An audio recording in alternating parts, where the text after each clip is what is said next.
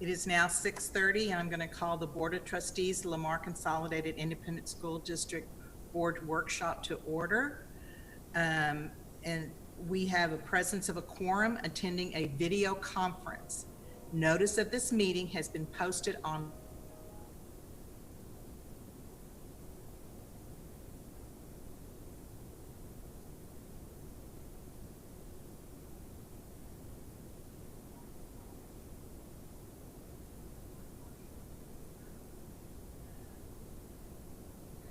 telephonic and video conference meetings in response to the coronavirus COVID-19.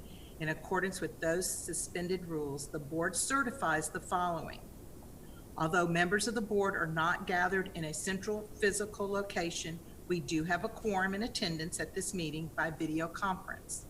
This meeting is being held by video conference because the convening at one location of a quorum of the governmental body is not appropriate during the COVID-19 public health emergency.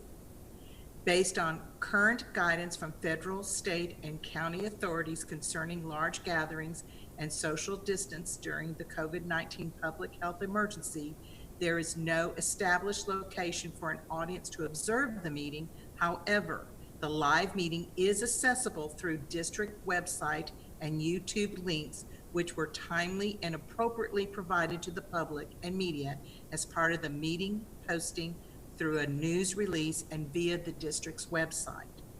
As we would at any in-person meeting, members of the public who have followed the standard instructions for registering to speak during the public comment portion will be allowed 5 minutes to speak.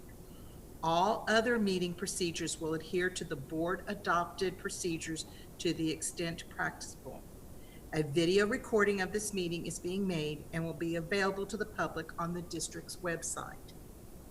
At this time would be audience to the patrons, but I got word today that we have no audience to the patrons at this meeting.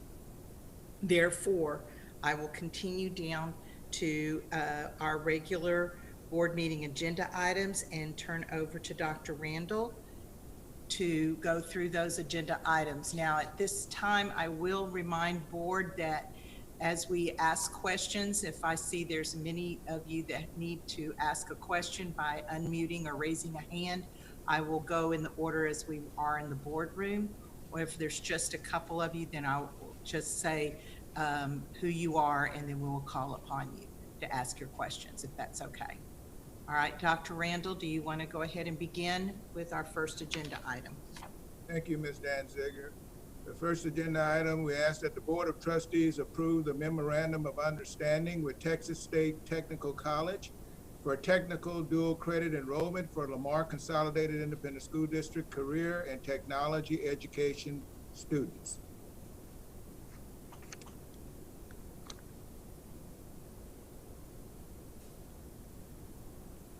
I see no questions, so we can move forward.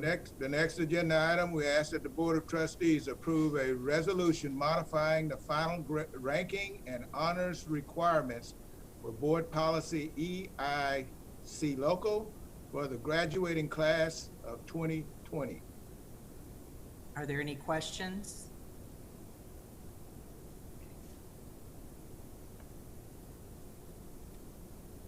Okay. Mr. Hunt? Mr. Hunt, do you have a question? I do. I had a question from a constituent about this, and it had to do with class ranking at the end of junior year. And she said that this is what's used on college applications for automatic admission for Texas colleges, especially UT and Texas A&M. So she was wondering if there's going to be any accommodation for the junior class rankings as well. No, sir, not at this time. This only request is for the senior class in regard to pulling at the 4th rather than the total of average between the 4th and the 5th, 6 weeks. Do you know if that's accurate, that junior class ranks at the end of their junior year is what is used to determine whether they're in the top 10% or the top 6% for UT and A&M? When you look at high school admissions, normally what is, or excuse me, in college admissions, the final transcript for a child in their senior class is 4th and 5th. But many colleges for early admissions, they are run at the end of that year, or let's say in July, and then that junior class is sending out to colleges based on that transcript for early admission. So this might be a question then that's more appropriate for the next agenda item. But I guess how are juniors for these final 2 grading periods that would be affected by the school closure, how are those going to be graded for those juniors that will be applying to those colleges? Our recommendation is that we would hold GPA calculations for our 9th grade or 8th graders that are qualifying at the high school level courses in 8th grade, 9th grade, 10th grade, and 11th grade, that we would stop GPA calculations for semester 1. So the end of this first semester would be what would be calculated, and that would be what they would share with the colleges for particularly early admissions. Traditionally is how those juniors would do that.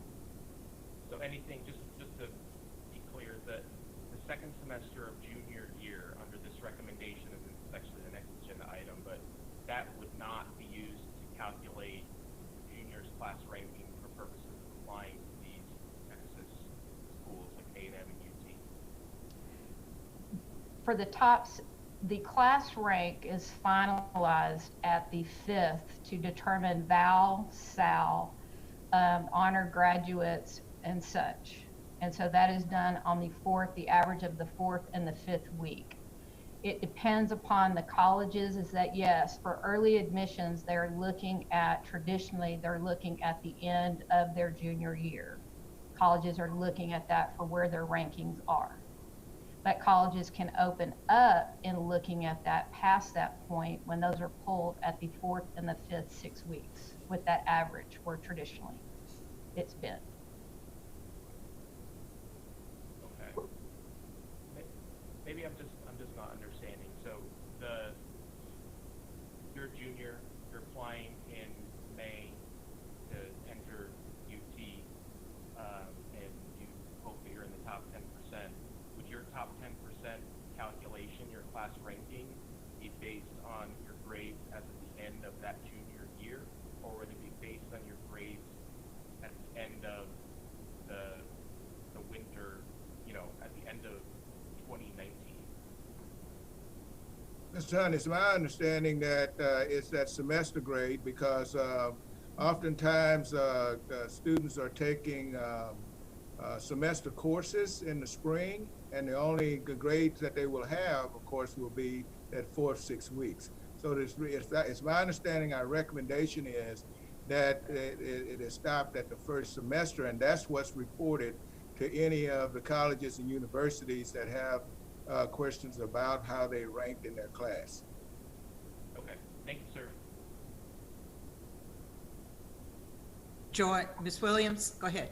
Okay, so I had the same question from one of my constituents as well. So to make sure I understand, so her question was about, she is a junior, and the same as well, working on these top 6%, I believe, and then obviously the top 10%. So I'm just going to read a snippet of what her email said. In light of COVID, I understand that acquiring equitable grades for the 5th and 6th weeks would be challenging, and pass-fail might be required. To add, many classes have 0 minimal grades currently entered for the 5th and 6th weeks.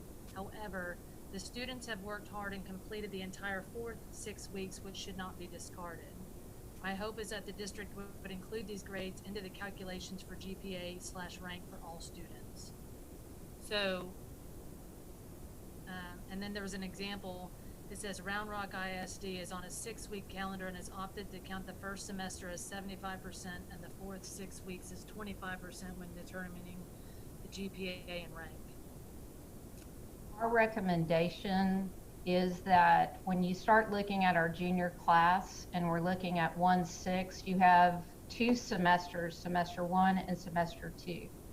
It really is a conflict when you begin to look at semester classes, because a junior could be taking economics starting at the 2nd semester, which their second semester grade only is calculated with 1 grade for a whole entire semester. So it's really about a sixth of a calculation. And so when we were looking at fairness, our recommendation was going from the first total semester where you had first, second, third, and a final exam grade if you took that, and that was clean. Our seniors knew, based upon their work, that we would always pull their GPA at that 5th 6 weeks. And so they were on top of their game for the 4th and the 5th 6 weeks traditionally, because that is exactly what we have been telling them for 4 years. When you look at 9th grade, 10th grade, and 11th grade, and you begin to look at a first semester or a first 6 weeks of a class, traditionally what you see is that grades sometimes can be, yes, they can be elevated, but a lot of times the first 6 weeks of a grade can also be lower. And so therefore we felt that that would have a negative impact on more kids. And looking at the difference in a GPA calculation between the first semester and the 4 6 weeks to be minimal as far as the impact. Okay. All right, thank you. That answers that for me.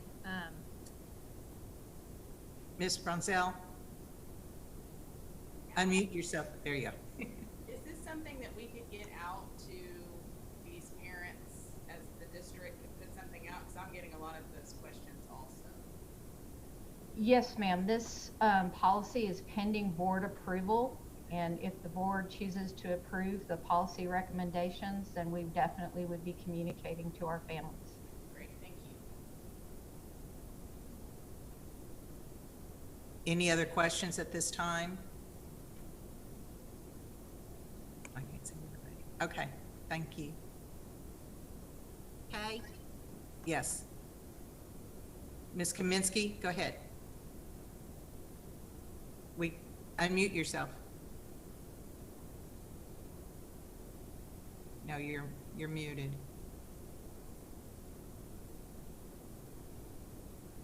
Now? Yes. Okay, it's the opposite. My concern is for the ones that are borderline as far as actually graduating this year. Will those have to go to the summer school so that they can come into the, I think it's in August we have the graduation? Are you talking about credit recovery that would happen during the summer that would help kids to graduate in that second portion? Right. Is that what you're asking? Yes, yes. So, you know, if they are borderline and at that 4th 6 weeks, then what are their options to, is summer school going to be their option to be able to graduate? We hope to have summer school opportunities definitely for our kids. We feel that our recommendation we are doing in regard to grading for the second 6 weeks will definitely assist a lot of those kids. We know that the COVID-19 epidemic, or the impact that it's having, that our campuses are alert of those kids that are struggling, and that they're reaching out to them so that we can graduate them on time and or in that August time period. So yes, we are going to provide opportunities for our kids. What that looks like will depend upon the direction of school closures and or the accessibility of regular school environment in the summer. All right, thank you.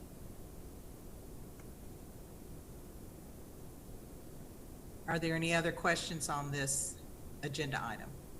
Mr. Hubenek?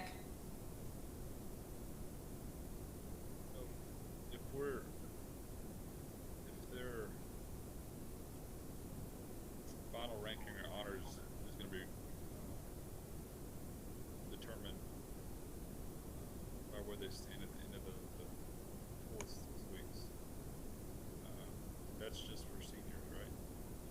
We're not talking about across the board as far as every graduate, every grade level. No, the graduating class of 2020, we're pulling their 4 6 weeks as opposed to policy, where our recommendation is, as opposed to the average of the 4th and 5th. 9th through 11th graders, we want to stop GPA calculations for only at the first semester. So grades for the second semester would not count in those calculations. So there would not be negative impact. So grades. Or there would be negative impact.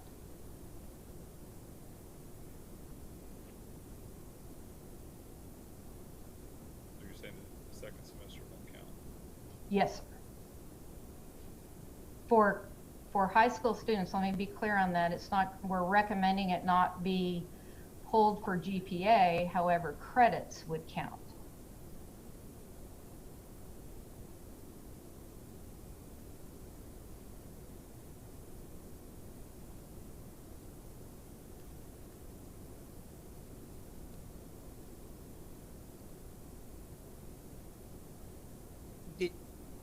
Mr. Hubenek, I'll probably mess this up more than what it already is, but I'll see if I can try to provide a little bit of clarity based on your question. If I am a freshman, sophomore, or junior, for GPA purposes, class rank, and those types of things, my semester, that ranking is for the first semester only. My courses that I take during the spring, because a part of this recommendation is that our teachers now begin to give a grade pass-fail type of grade to all of the students, will determine whether or not they get credit in their courses.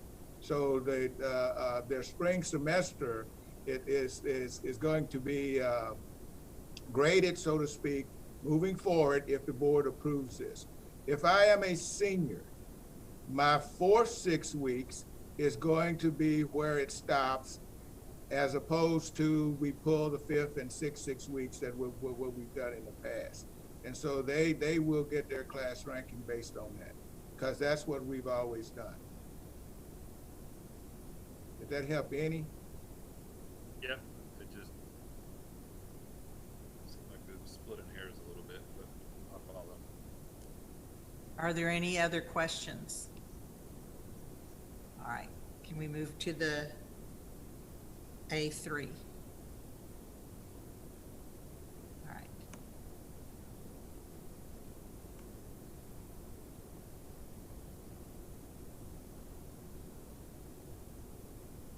Okay, I can't hear you, Kay. I didn't hear Dr. Randall when he read it either. I don't know what the All right. problem. If I would unmute myself, it would work. Okay. We're asking that the Board of Trustees approve a resolution modifying the guidelines for grading requirements in Board Policy EIA Local and promotion retention requirements in Board Policy EIE Local. And I think we answered some of those questions earlier. Okay, but I'm going to go ahead and start with Ms. Williams and kind of work around, because I think everybody's got a few questions on this. Ms. Williams? Okay, and I apologize if some of these run together, but I just want to make sure I get all mine in. Okay, so I'm going to ask a couple of them of things that I was asked by some constituents. I'm aware that other districts in the area have already moved to pass-fail for the remainder of the year, but many of those on the 9-week grading periods were in the process of completing the third term. Well, this one already, I believe, so we're already going to give them credit for the fourth 6 weeks. But it says, finally, is the district going to move to pass-fail for the remainder of the year? What will be shown on a student's transcript? Will there be any form of a numerical grade visible or simply pass-fail? Like the satisfactory, unsatisfactory.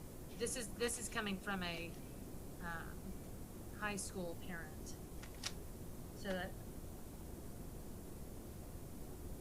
So where we have satisfactory, needs improvement, incomplete. Satisfactory equals 100%, etc. Ms. Williams, that is for our high school students. When you look at NC2A expectations, a lot of our kids are looking at scholarships, and if you just put a pass on a transcript for a college or for NC2A, they equate a P to a 70. And so we were really cognizant of that in recommendations at the high school level. And so when we look at it, we kept the language of satisfactory, meaning proficiency with the TEKS, that we are showing mastery or proficiency of the TEKS, and that teachers were continuing to progress monitor, and check for understanding throughout that time period.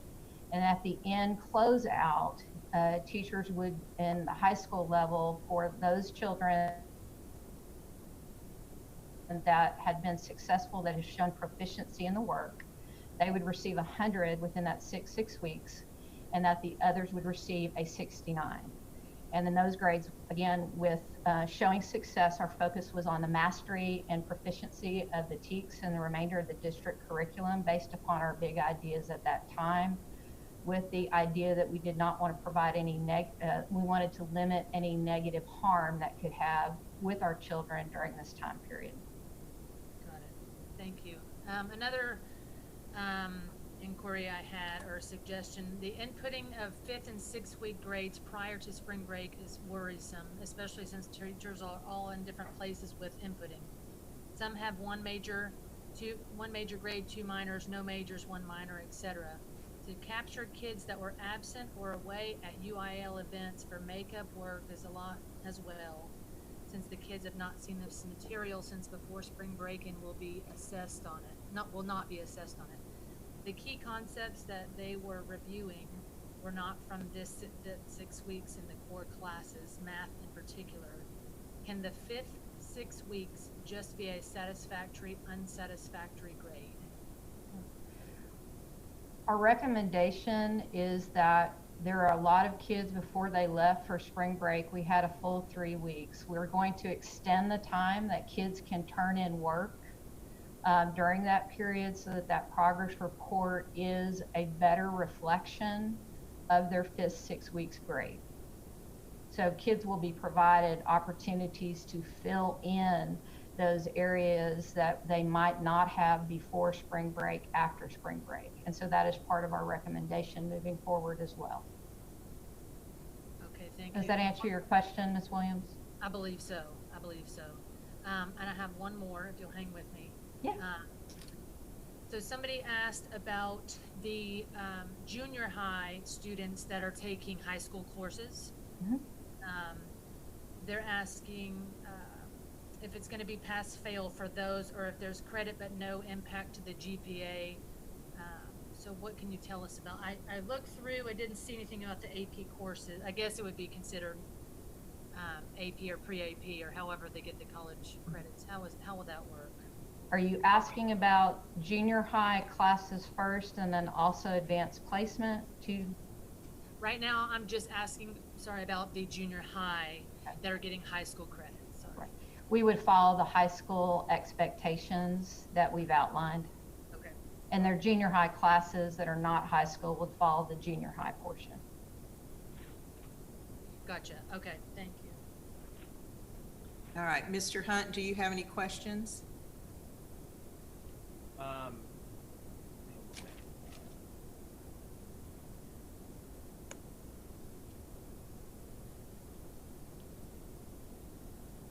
So one of my questions, and I don't know if it's exactly related to this point, but is there any direction from the district that's going, and I'm sure that there is, to the teachers about what next phase where we're starting introduction of new materials should look like?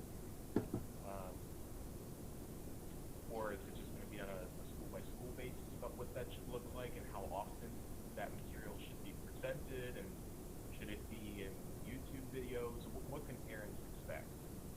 Teacher expectations were provided to principals last Wednesday, so April 8th. And so they are in the process, they began the process of communicating with the teachers of the teaching expectation. The portion that we have not provided at this point is the grading policy, because that is pending board approval.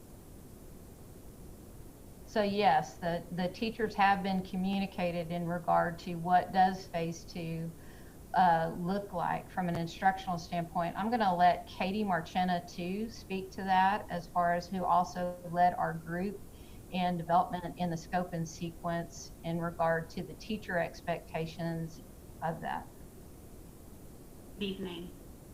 So our district level teaching and learning team took time over the last week or so to outline the remainder of the school year, to look at those new TEKs or new content objectives that needed to be covered between the time that we've been out and the end of the school year, and took the most critical pieces of curriculum and determined that those would be the pieces we focused on for new teaching. So we've laid out an at-a-glance or scope and sequence that has been modified to fit the time left that we have instructionally. As Dr. Mossage mentioned, we've also laid out teacher expectations and guidelines.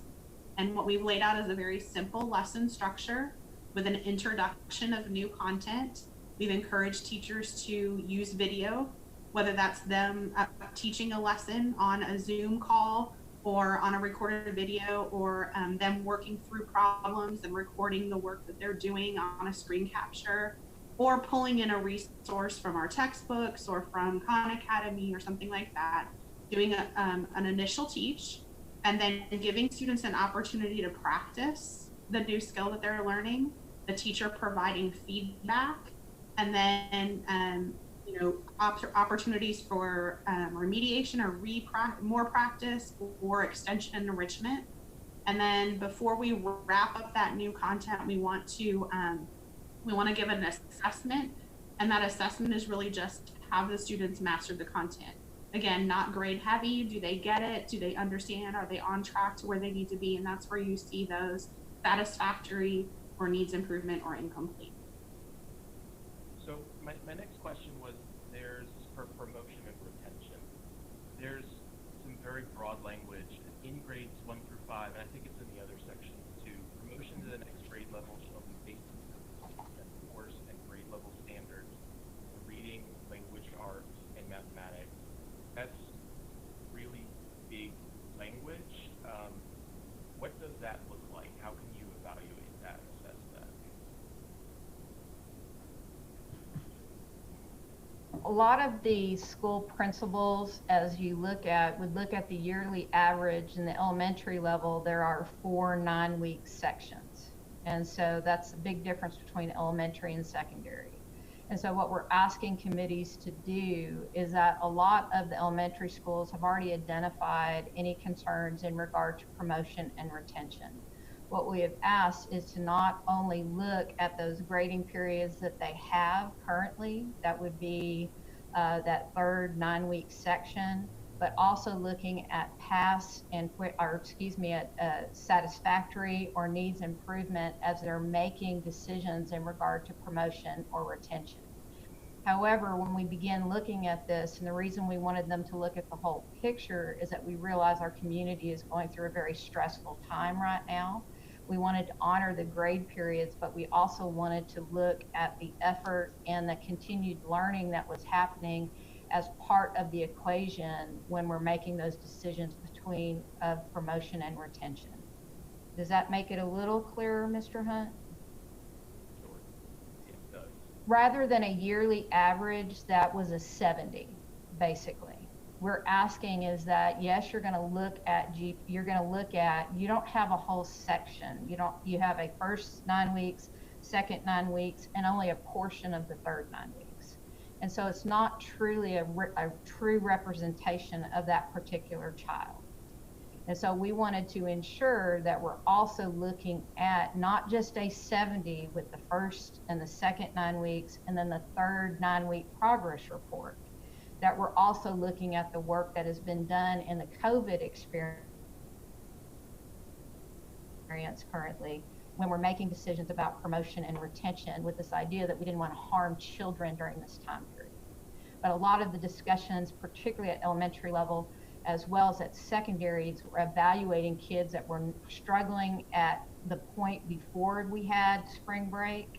And we're following up with those kids individually to ensure that they're engaged in some learning in some way so that we can continue to progress monitor their success so they're prepared for the next grade level. We do not anticipate there being a lot of retentions as a result of the COVID, but we wanted to, of the COVID time period, but we wanted to ensure that our communities and our principals and teachers we're looking at the whole picture, not just the 70 numerical value that is described in policy. Thanks, Dr. Mossage. I have one more question. Do we have any idea of the percentages of students that do have access to computers and online access? Because I mean, we're basically going completely online now. Do we have any data on that?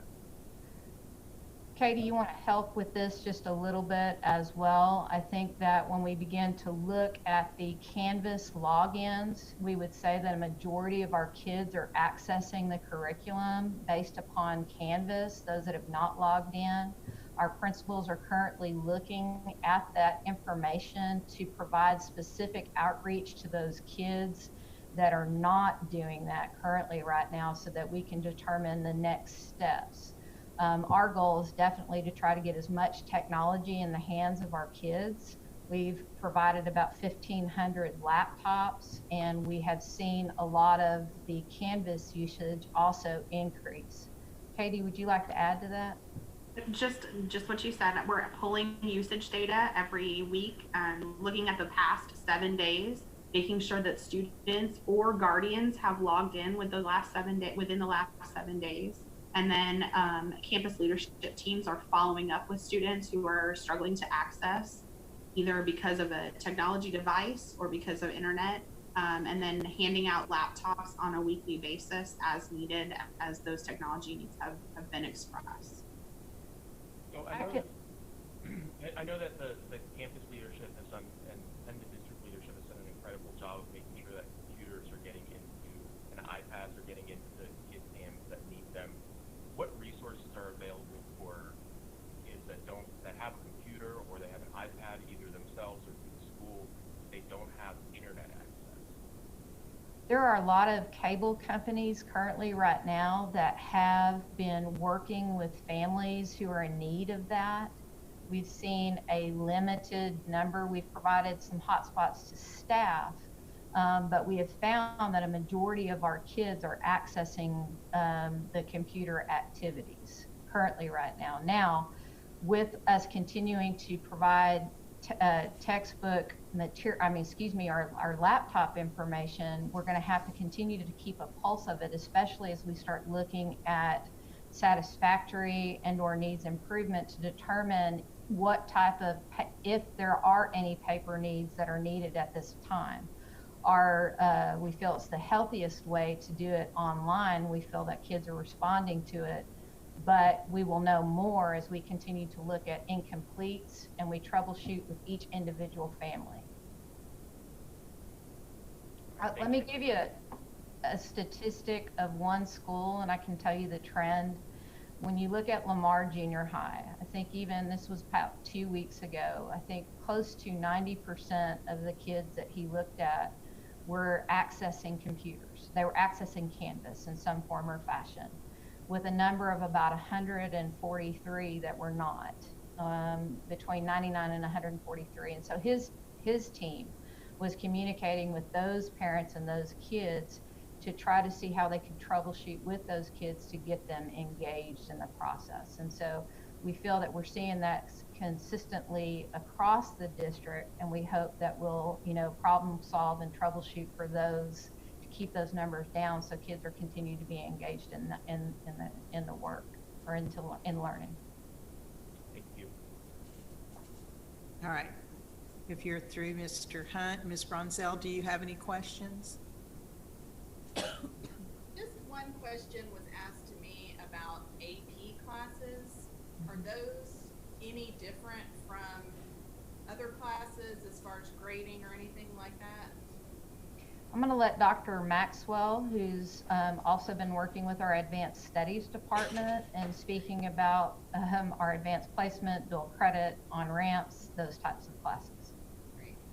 Yes, thank you, Dr. Mossage. Our AP classes would still follow the same grading recommendations that we put out for our high school classes. Like Katie Marchena said, we looked at a scope and sequence for our AP. We had to revamp that scope and sequence based on the AP exams and how they're going to give the AP exams and what the content the AP exams are based on for each content area. So we've been communicating with the AP teachers about the content they would be covering but for grades, it'll follow the high school recommendation if passed by the board.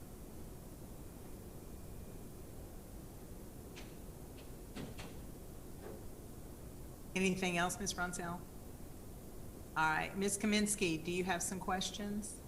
Yes, we've been talking about the grades and keeping the children on top of everything, but what about their anxiety, the mental health part of this? Are y'all hearing from the parents any concerns about the children?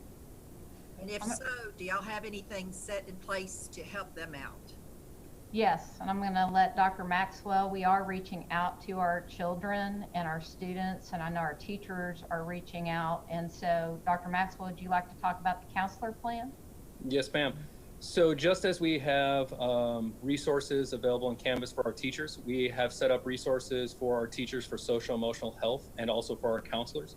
We also have a page set up specifically for parents and students to go to that have resources on relaxation tips, how to handle anxiety, some short videos. And we have our counselors reaching out to students who are already on their radar from throughout the school year and checking in with them to determine how are things going, what can be helped, and how can we move forward. That also comes with parent consent, though, to make sure that those one-on-one conversations are okay to have from the parent point of view. We also then have our family support specialists working with campus administrators, reaching out to students that they have known have been struggling, whether homeless or in need of other opportunities or resources, to help support our families, especially with the social emotional needs as this COVID-19 experience is going on and causing anxiety. Okay.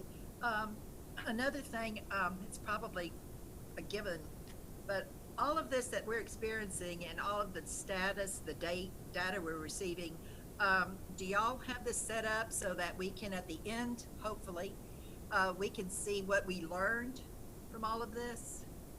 Kind of a program, is that set up already? Ms. Kaminsky, are you asking if we're going to have almost a kind of look at the processes that what are the challenges that we've had with this online implementation and determining what we need to tweak moving forward? Like Right. an evaluation?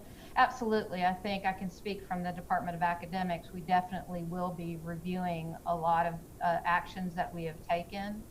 We do that just as a natural process, just for us. Okay. Thank you.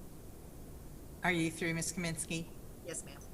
All right, I'm going to ask Mr. Hubenek if you have any questions, and just a little reminder, board members, evidently through the live streaming, if you're not sitting close enough to your microphone, it's not, your voices aren't being picked up, so you might want to move a little closer in when you're speaking. Okay. All right, Mr. Hubenek, do you have any questions? I do. Okay. I'm hearing what you're saying. I've read through what was provided to us, but what I'm seeing as a parent, I get all the campus notifications, all the information that's sent to both of my kids. What's being communicated to, let's say, my 6th grader who's pre-AP, it gives me anxiety. Okay. You know, I work full time. My wife's, as most of y'all probably know, she's full time now, trying to contact her kids. So, you know, the support for our children, it isn't till late afternoon, evening, and which with most cases is probably across the district. It's been, I don't know, well over a week now being communicated to the kids that, you know, there were grades involved. You know, just I shared with a couple of the board members today just one assignment for this week for one of my daughter's classes. She's never been a problem student. Mostly all A's, maybe some B's thrown in there, but pre-AP. Never had a problem with school. Hardly ever did homework, which she needed to do additional homework. She's struggling. And with a child that hasn't struggled with school in the past, this method of learning is new across the board. You know, none of us have been through something like this before. So, and I understand we're having to make this up as we go along. But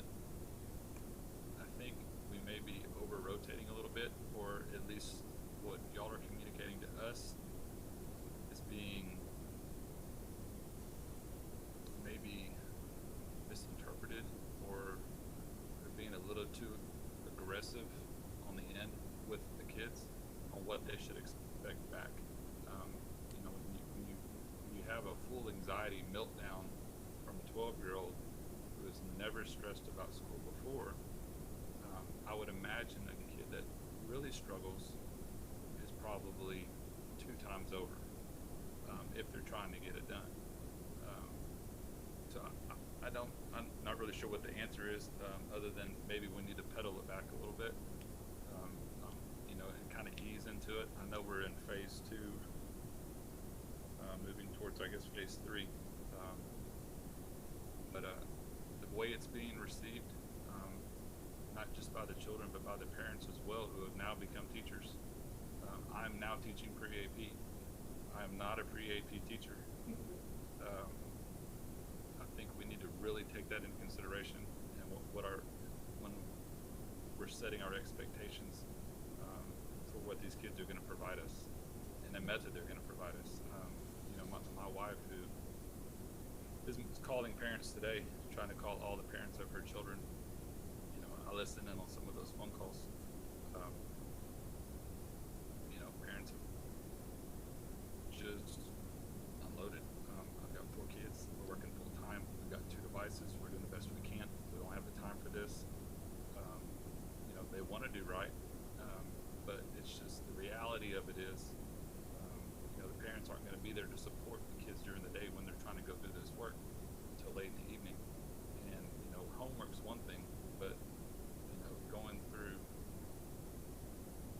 5 or 6 classes just for one kid when you have 2 or 3 kids in the house trying to teach it yourself, I think we may be over rotating a little bit, and maybe it's not at this end. Maybe it's just on the tail end, on how it's being communicated to the kids. But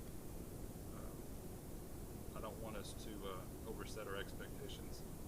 And to Ms. Kaminsky's point, you know, we always talk a whole lot about the wellness in our district, and it's causing some huge anxiety issues with some of these kids. Thank you for your feedback, Mr. Umanak. We do understand that our community has many challenges currently right now. And so the plan in regard that we did present has been trying to be as mindful as possible about that, as in addition to ensuring that we would meet the TEA expectations in regard to just checking for understanding and continued progress monitoring of learning. And we felt that, again, our satisfactory and/or needs improvement, the process is, even in looking at the number of problems or grades that a kid would have, we're really looking at only 6 through the end of the year, because we hear the stories of what our community is going through. We have listened to that, but we will definitely circle back in talking with our leadership teams to ensure that that message is being delivered in that way of understanding and compassion and support. And we'll do our best to make sure that's right. Do you have anything else? Well, could we go on to Mr. Welch first, Ms. Kaminsky, Yes, because he yes. hadn't had a chance. I didn't know he was on. Thank you. Yes, there he is. Mr. Welch, do you have a question? Hello, everyone. Aye. I think my colleagues have pretty much covered all the bases about the gradings and other questions, except for one thing I didn't hear anything about. The fact that we're about to move to from phase 2 to phase 3 very soon. Are the truancy laws in play? Oops, Can't hear you. can't hear you. Are you still? Truancy. Right, but Try again, Mr. Welch. Did that not come through? Now it is. Try it again. are the truancy laws in play with kids that are not logging into Canvas and are not doing any type of assignments?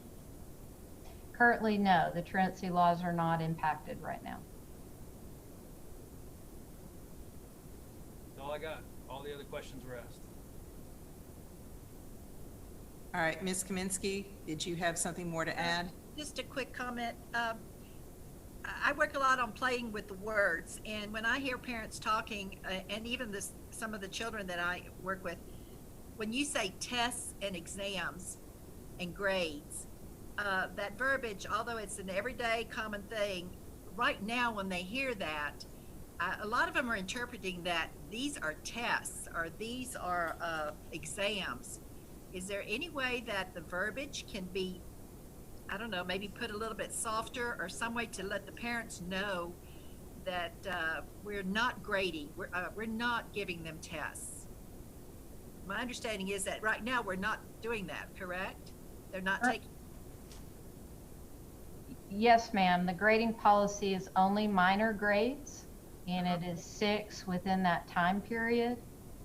And so those grades have an opportunity for retake at any point as well. Again, what we're striving for is proficiency. And so what we're asking is, obviously there's a direct teach because we are looking at new material, but then it's skill practice and assignments with not, obviously they could do a little mini quiz, but we're really asking for proficiency to be provided through skills practice and through assignments, and not through the traditional manner of a test per se. And part of that is through only minor grades and eliminating the major grades that are both within the elementary and the secondary handbook at that school. All right, thank you. All right, I do have a couple of questions myself. So you're saying there's 6 grades per course. So a child could possibly have 6 assignments a week, or 5 assignments or 4 assignments, depending upon how many core subjects that they're taking, correct? Oops. I don't know why I can't hear you. Ms. Danziger, approximately one assignment per week for each core content or core subject. And our 6 that we've set is the maximum. So not any more than that, but at least one check for understanding in each content per week. All right, and so, and I think we've touched on it earlier. I know it's probably too soon for you to start working on it, but there probably will be students that will have to do some summer school work this summer, especially in the high school area, to finish coursework to be able to graduate or go on to the next grade level. So depending upon how this all turns out, this could also be by remote learning too. Is that correct? Yes, ma'am, that is correct. And we are already identifying those children that are the fear of failing, even in the younger grades. Those parents have been notified. And so those parents are. We are informing by February, our elementary campuses had already begun communicating with concerns about promotion and or retention. We are providing data files to all of our campuses to ensure that for those kids that we have seen that have struggled in the normal time, the traditional time we were in school, that they as a team are looking at those kids to ensure that we are supporting those kids in their continued learning. And then we're also looking at that information plus during this time to determine how we're going to support some of those kids in the summertime, and or as we do traditionally, having to fill the holes at the beginning of next school year. Okay, because we really don't want to be that school district that the parents think that their child would have made it if it hadn't been for the coronavirus. That there are children that were struggling beforehand, but we're not going to penalize those children that start struggling after the fact. We will take those things into account. Yes, ma'am, and that's part of the recommendation was, yes, we were looking at the grade sets we traditionally had, but we needed to look at the continued information of what the kids had done now. But decisions based upon promotion, retention, and summer school, we're not encouraging in any form or fashion that information be utilized to penalize kids during this time period. Because the grade of satisfactory is so broad, it Yes. can engulf a great many children, correct? Yes. Yes, yes, ma'am, yes. All right, are there any other questions that any of the other board members have on this agenda Yes, item? Kay, I'd like to ask. Okay, okay. I believe it was Ms. Kaminsky that touched on the counselors. That was brought up to me as well. And I know, Dr. Maxwell, that you mentioned a lot of the people, I think it was you, a lot of the people that were already on the radar for counseling services, but I know that maybe some of the families that were not on the radar previously that might be on there now because of the current situation. What can we tell them if they want something more than like a video online, but they would like somebody to reach out to them from the counselor, from one of the counselors? What would be the best way to advise them? I mean, to directly reach out, email to the counselor would be an easy way to get a hold of the counselor, let know that they have a child that they have some concern with, and setting up some time for that counselor to work with that student. Teachers are also able to communicate to the counselor if something happens or they hear something from a Zoom call or they see some things happening with their interactions with their students online. But we can always have the counselor or have the parents and or child reach out to the counselor. We just want to make sure that for our younger students that the parents understand and give permission for the counselor to have a one-on-one conversation with the student. Okay, I apologize, I didn't make myself clear. I meant for the parent. Oh, are you Sounds like asking? for the parent, yes. Oh, counseling for the parent? Maybe like the family counseling or just, some help. Yes. With the parent. So if they reach out to the counselor or look at the page that the Canvas course that has been set up for parents and families for social emotional health, there are resources available on that website that would guide the parent to resources that they could reach out to for support and guidance through this time. So it's in Canvas. So while Under the social- people are listening, it's in Canvas. Under the social emotional health, and if they reach out to their counselors, the counselors can direct them right to that resource. Okay, wonderful, thank you. And then back to Dr. Mossage. I want to revisit this one more time just to make sure I have an understanding. So for back to the high school for the 5th 6 weeks, as I read the email earlier about possibly doing the 5th 6 weeks as satisfactory and unsatisfactory versus grades. I know you said you were giving them time to make up, but something to take in consideration is that not all the same. So that's what, 2 weeks worth. I know that they can make it up in time, right? But it's 2 weeks worth in the fifth 6 weeks that we're talking about, correct?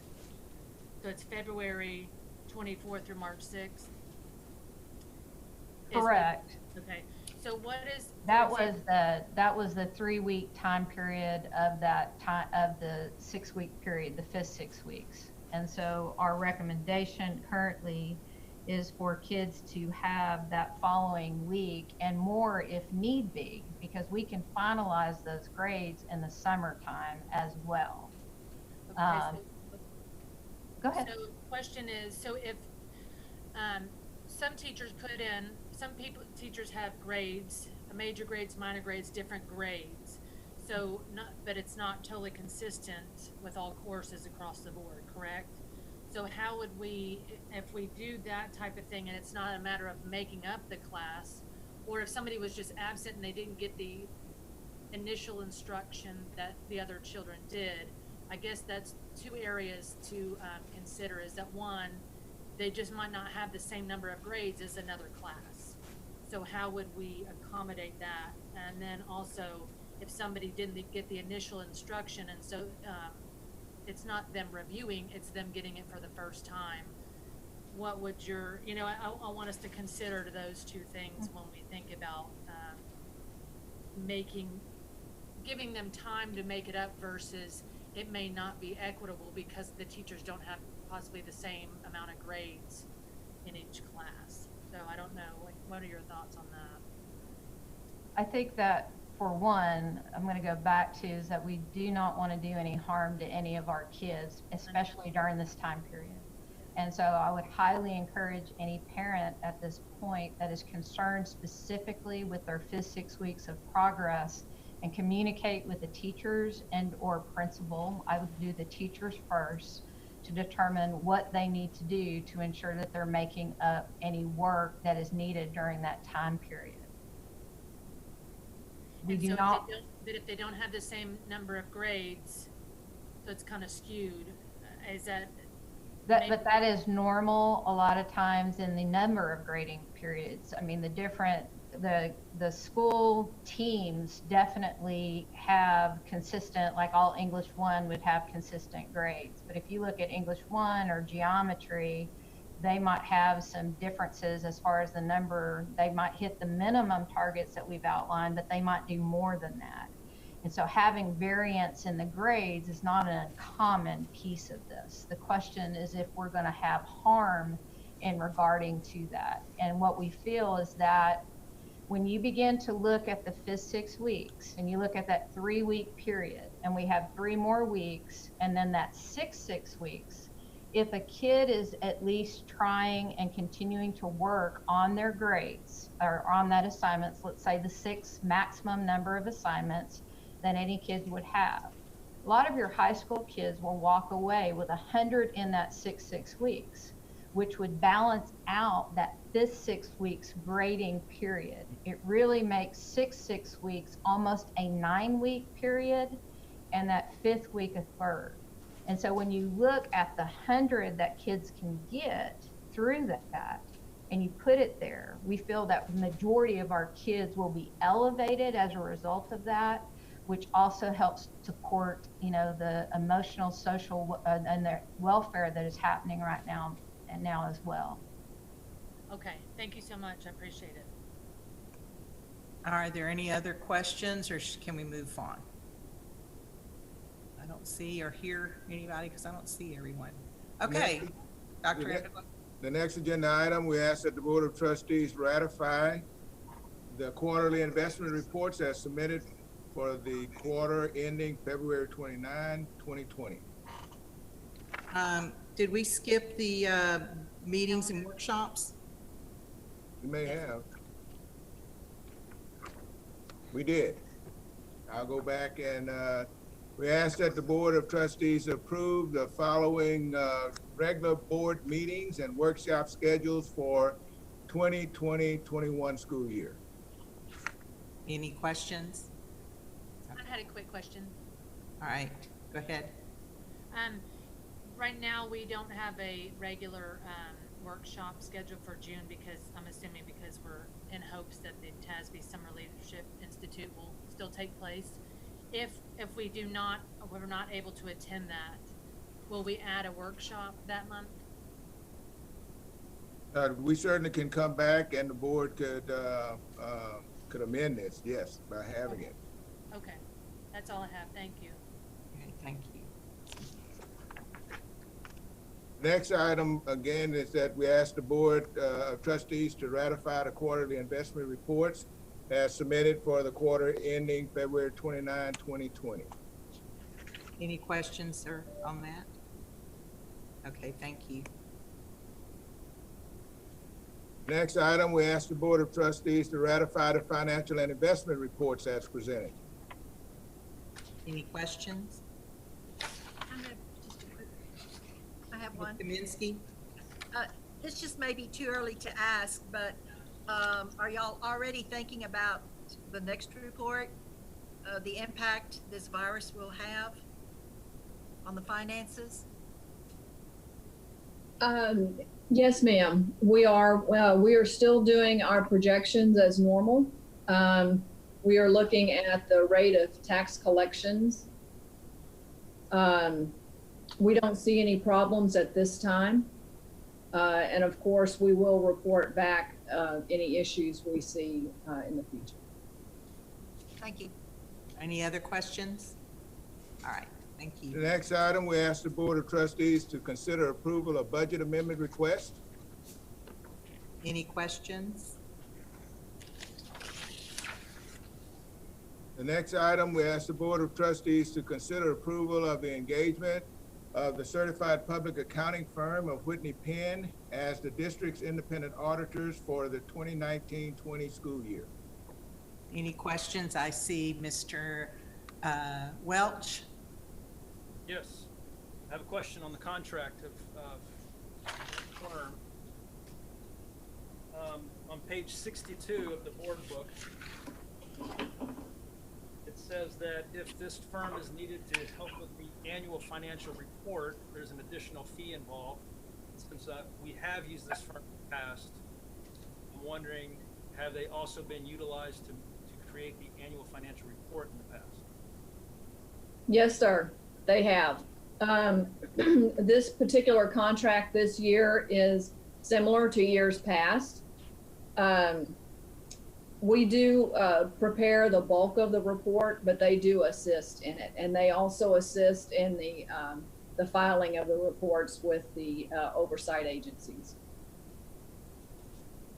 Very well, that's all I have. Any other questions, Ms. Kaminsky? I just want to clarify that this is for the 70,000, yes. The estimated fee is $70,600, and that is an increase of $1,100 from last year. Yes, ma'am. Okay, thank you. All right, any other questions? All right, go ahead. Next item, we ask that the Board of Trustees consider approval of the instructional materials allotment and teach certification for the 2020-21 school year. I had a question.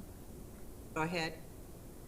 I was just curious as to why it says that we have required curriculum except for PE. What do we do something different with that?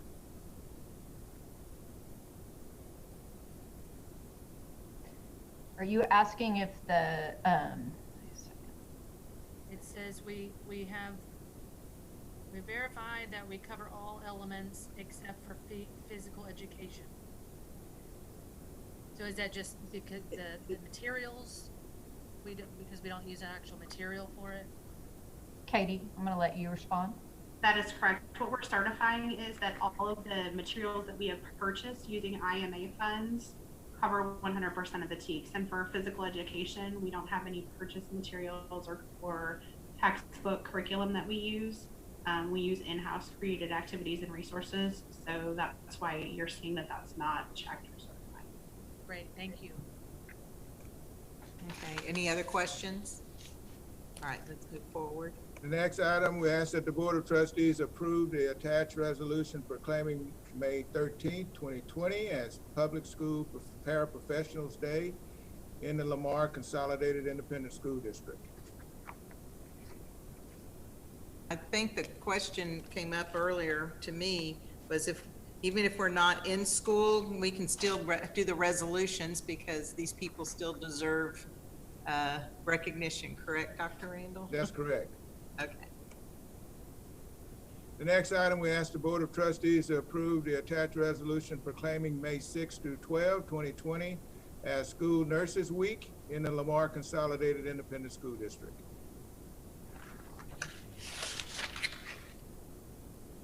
The next item, we ask that the Board of Trustees approve the attached resolution proclaiming May 4 through 8, 2020 as Teacher Appreciation Week in the Lamar Consolidated Independent School District.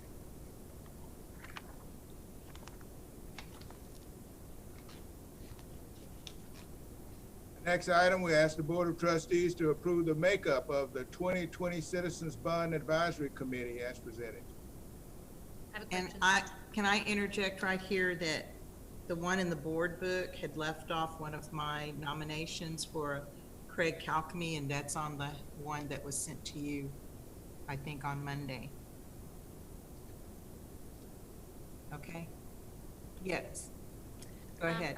I just wanted to see if we could get, I was curious as to, I'd like to see the list of those who applied versus the list that were accepted.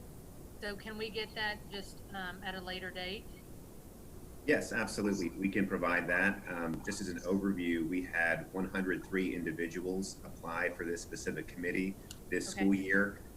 And what you have, including the version that Ms. Danziger is referencing, would be 61-member committee, but we can certainly show you every individual who had an interest in being a part of this committee. And also, thank you, Mike. And also, is 103, is that, I know it's a different year, so I'm curious, is that within range of what we usually see of the Yes, application? ma'am. Yes, ma'am. And then also, I know the criteria, what I based my 3 off of, but I'm curious as to, and I know we approved so many from, you know, the teachers, the administrators, the community members, etc. Can I see the criteria when you send me the list of all who applied, of how those are chosen? Yes, absolutely. But as an overview, when we're looking at our Citizens Bond Committee, we're really looking at representation from across the school district. And so that's why each trustee has the opportunity to add 3 individuals at their discretion. We try to select 4 members from each of the trustees' single-member districts. Our principals actually select the 2 student representatives, and then we select 8 campus administrators, and we try to balance that 4 principals, 4 APs, and we try to make sure in that area we have every single color track represented. And so again, when you look at all the individuals who apply from across Lamar CISD in each of the 7 school board single-member districts, we're looking for balance in terms of those who applied, getting good representation from, say, Beasley, Katy, Richmond, Rosenberg, and then also looking at their experiences in the schools, or maybe some of the business experiences that they bring to the table. But we'll add that in when we share the list with you as well. Yeah, that would be wonderful. And also how the principals choose the students. I'd love to know what criteria they base that off of. Okay. Mr. Welch? Mr. Rockwood, could you send that to all of us? Because I would also like to see that report. Absolutely. My question is, because of the COVID-19 mess going on, the bond committee schedule, meeting in the boardroom, what is the thinking, what's the plan now for the April and the May meeting, especially the April meeting for the bond committee members? Okay, so assuming that the school board were to approve this committee on Thursday, we would reach out to this committee either on Thursday evening or Friday morning, and we would provide an update. You see on the timeline that we have 7 meetings scheduled. 3 of those are if needed. What we would actually do is we would condense the schedule a little bit. We're not going to have the April 20th school board meeting next week, but we would reach out to everyone on the committee, share some virtual or remote information they could review. And then at meeting 2 on the 27th, we would actually have some type of virtual or remote setup similar to this meeting where we could share some more information and talk. And then that 3rd meeting is actually scheduled for May 4th. Now, depending upon what happens with COVID-19 and any directions we receive from the federal, state, or local levels would impact how we move forward. But we do feel like that the phase that we're in, which is planning and communication with our community members in this committee, we have resources, whether it's via video, via our website, via video conferencing such as this, that we can continue to meet and plan and get their feedback via surveys, et cetera, as needed. And so we already know that as soon as the board approves the committee, we'll reach out and make sure they're clear that for April especially, it will all be remote or video work.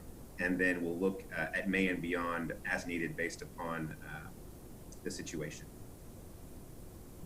So basically, if there is someone on this committee that does not feel comfortable in getting out but still wants to work on the committee, that's not going to be, that's not going to keep them from being able to provide they're able to participate. Correct. Absolutely. We're going to make sure that everyone's comfortable. We're going to remain flexible based upon the health concerns that are out there right now. As a reminder, what we always do after each one of our meetings is we post all of the materials, we email all of the committee members. So even if you're not on the committee, you could go to the Bond 2020 planning website and you would see all of the materials that are under discussion, all the demographic reports, anything that we might share with them if we create videos or have conversations, that would all be there. So we want to make sure that even if someone missed a meeting or to access it remotely, that they can still go back and look at all the resources. And again, we have 7 meetings planned from April into June. and we'll work with the committee and be flexible as needed.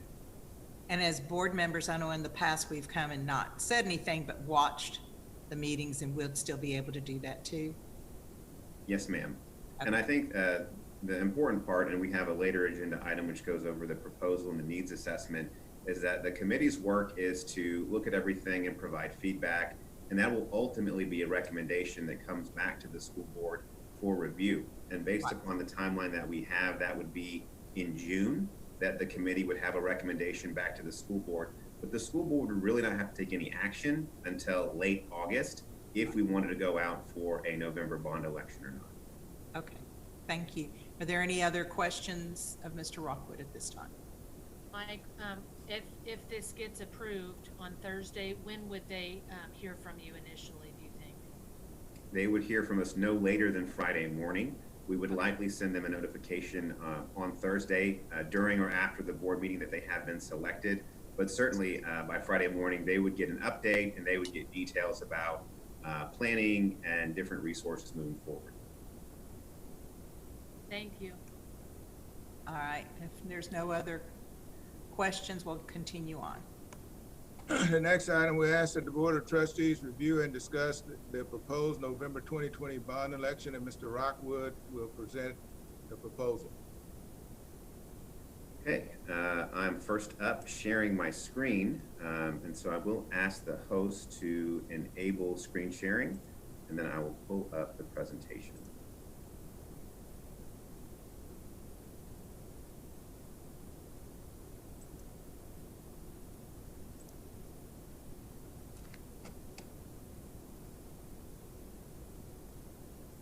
Can everyone see a bond 2020 PowerPoint? Yes.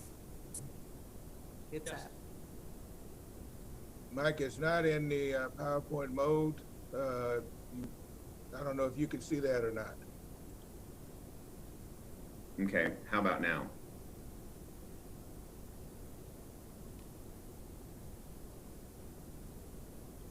Not yet. You can actually see you can actually see the PowerPoint and then your list of slides to the left of it, which tells me that it's in that review mode. And how about now? That's it. Okay, thank you all for bearing with me, but we do have a presentation on bond 2020 planning. You might recall that Lamar CISD is on a 3-year bond cycle. Due to our fast growth, we try to go out and be proactive for the items that we need rather than being reactive. And so our 2 most recent bond elections have been in 2017 and then prior to that in 2014. Coming up on 2020, and based upon the PASA demographic report, we know that there are some needs being a fast growth district, specifically around facilities, but we also completed the long range facilities master plan, which highlighted some areas that we might want to look at our current facilities. So I know the board received the long range facilities master plan completed by PBK earlier this semester. It was a 13-month process from February 2019 through March of 2020, and it helped to develop a long range plan for Lamar CISD's existing facilities. And so as a part of this needs assessment, we looked at all of the priority 1s that were in this long range facilities master plan. Now, a priority 1, as a reminder, is anything that really needs to be completed in 1 or 2 years or has some type of safety concern or component to it. In addition to that, our facilities planning team, which meets twice monthly, also looked at some additional items that might be required based upon our growth, which we will go over. Again, Lamar CISD remains a top 10 fast growth district in Texas. Based on numeric growth, we are still sitting at number 6 in the state. And again, there are over 1,000 school districts. So as a reminder, we added over 1,300 students this past school year, and those projections are intended or projected to continue. In addition to what we already have on the table, so to speak, from the 2017 bond, our most recent demographic report from PASA shows a need for at least 3 additional elementary schools to open by 2024.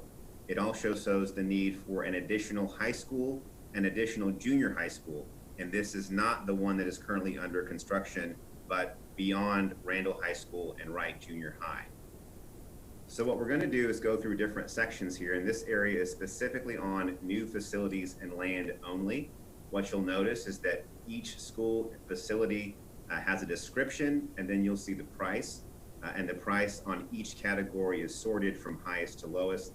Under new facilities and land, certainly a high school is the biggest ticket item at $161 million. We do need at least 3 elementary schools based on the demographic report and the growth in our area.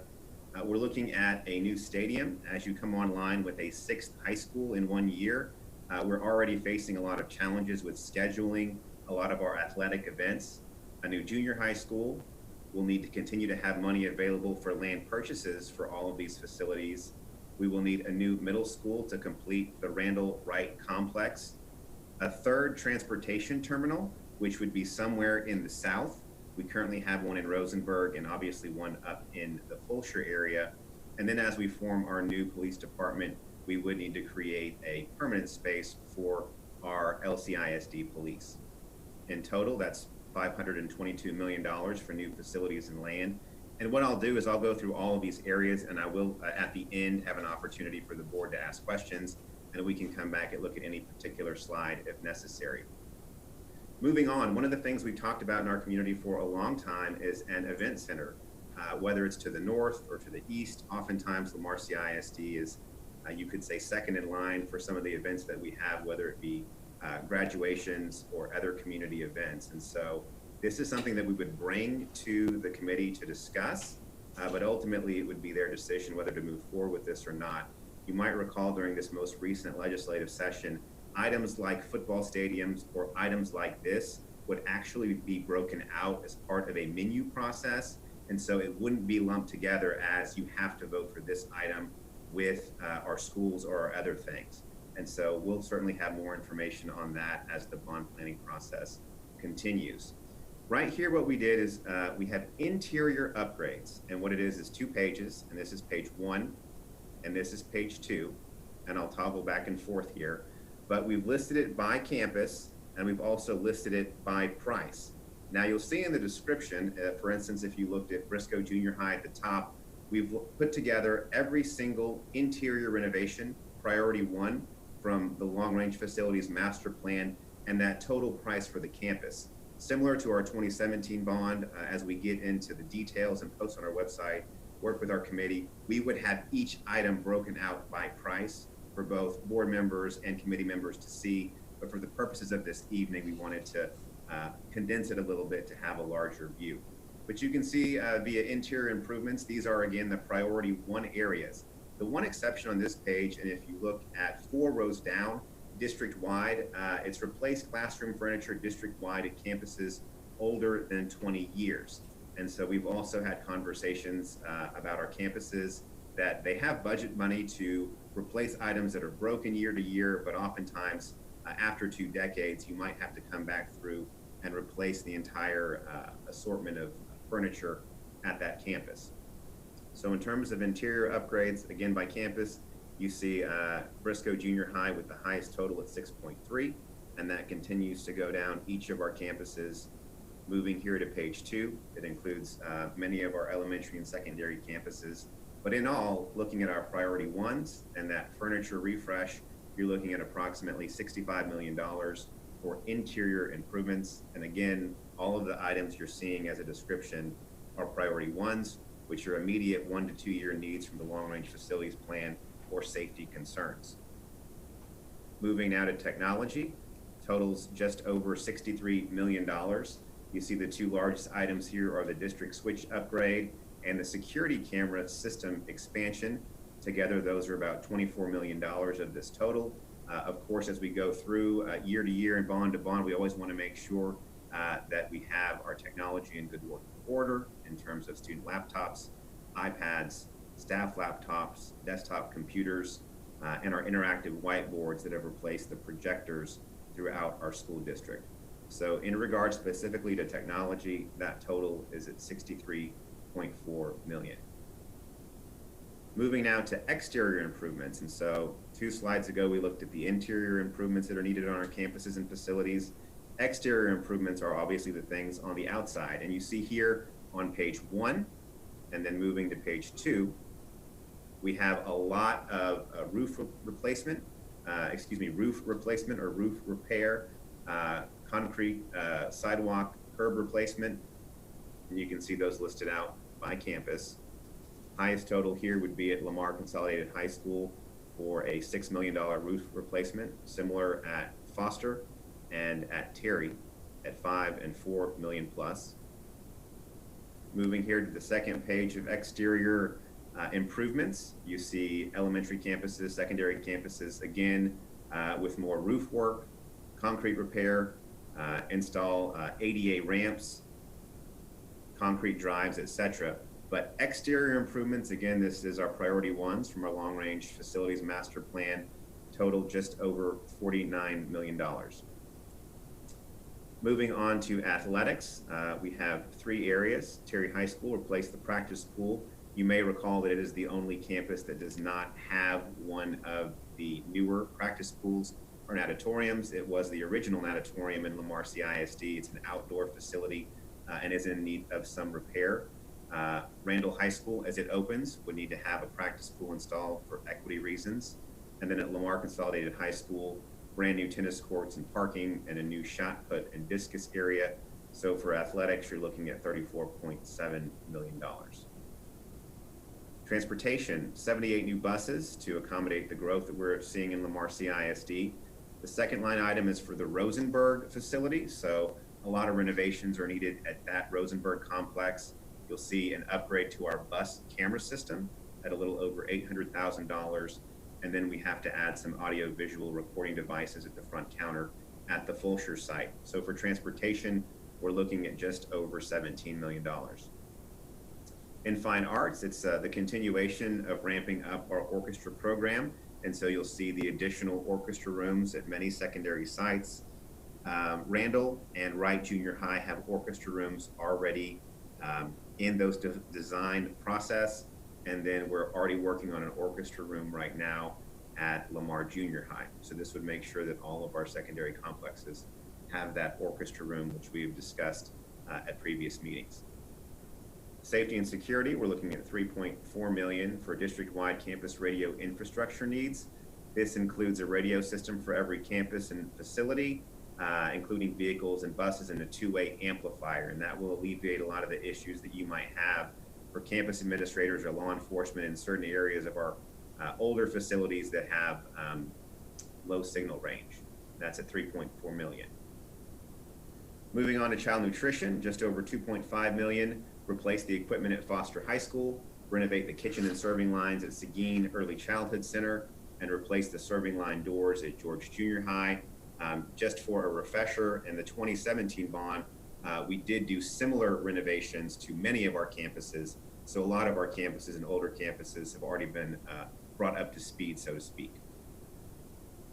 So in summary, over 70% of this bond proposal that we'll take to the committee is for new facilities and land. And you see a complete breakdown here for a total of $876.9 million. Again, you see $522 million for new facilities and land, $100 million plus for potential new event center, $65 million for the interior improvements, just over $63 million for technology, $49 for exterior improvements, $34 million for athletics, $17 for transportation, just under $13 million for fine arts, 3.4 for safety and security, and 2.5 for child nutrition. So again, this is based on our demographic report from PASA, the priority ones from our long-range facilities master plan, and the fast growth that we are seeing in Lamar CISD.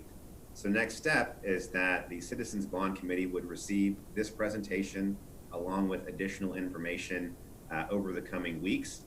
We would present this to them.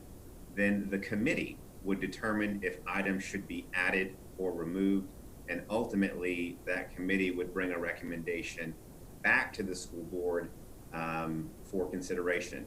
Over time, I will say every time we've brought a needs assessment or an initial proposal to the board for review at this stage, it never comes back the same once our committee members and the representatives that you've placed on the committee have an opportunity to dig in and ask questions.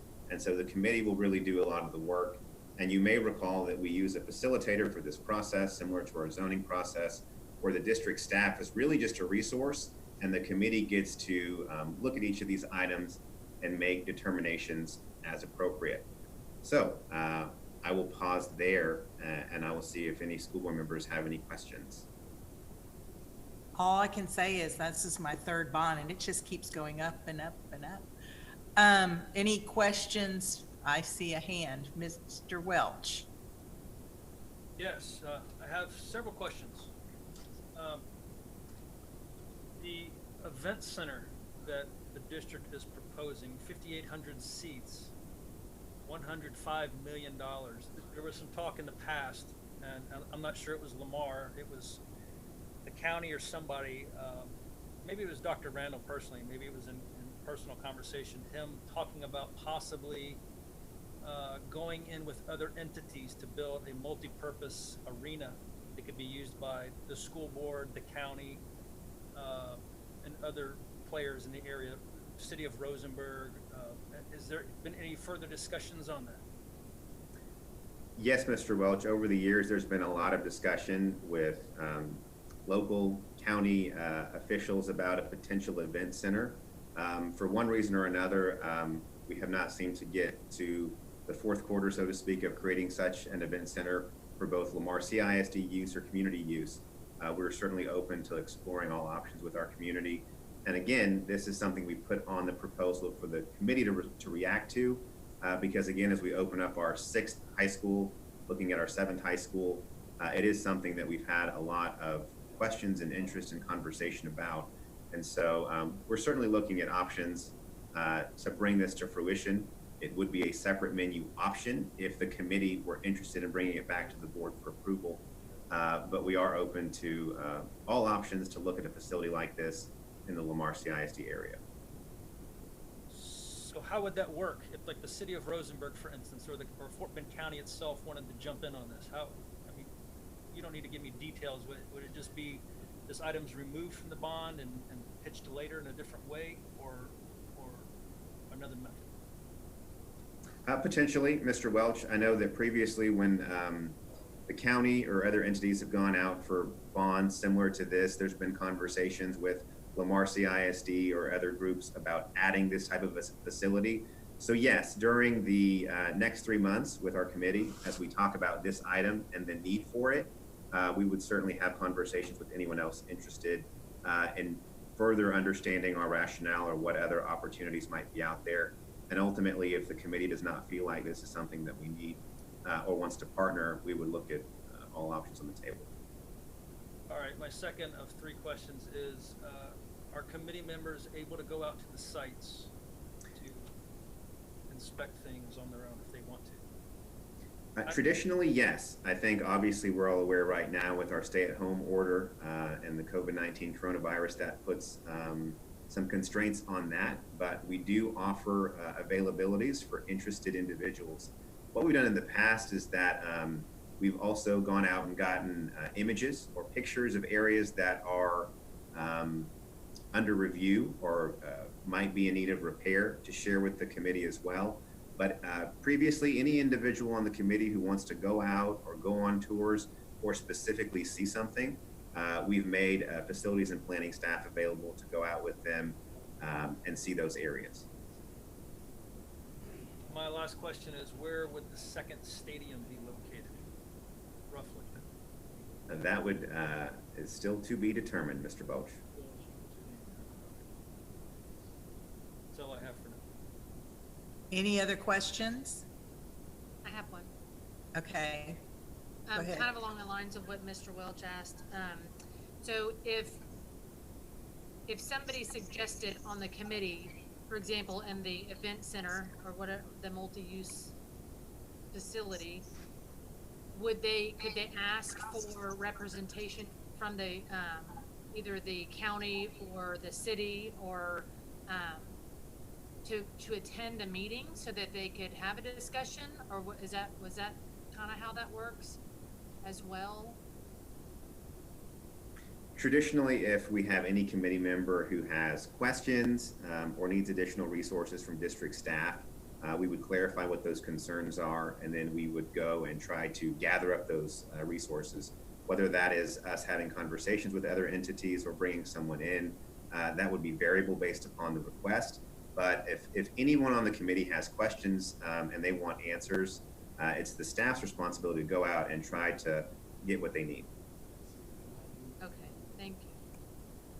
And I have a question. Will the committee you share with them our facilities audit where a lot of this information of where we got what needs to be repaired came from? Yes, ma'am. So one thing to note is similar to our demographic report, our long-range facilities master plan is online. And so you can find the demographic report under the About section of the website, and you can find a long-range facilities master plan under the Facilities and Planning Department online under departments. But if we have committee members who are interested in having portions of that printed out, we'll also work with our committee members to make sure that they have the resources necessary to provide us with the correct input. All right, thank you. And Mike, they get to use the live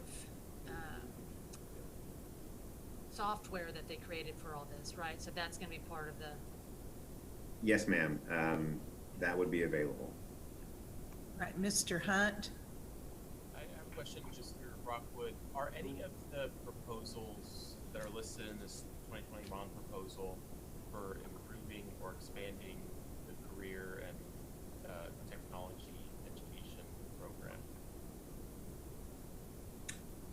I will let Mr. McKeever follow up or answer any specifics about that.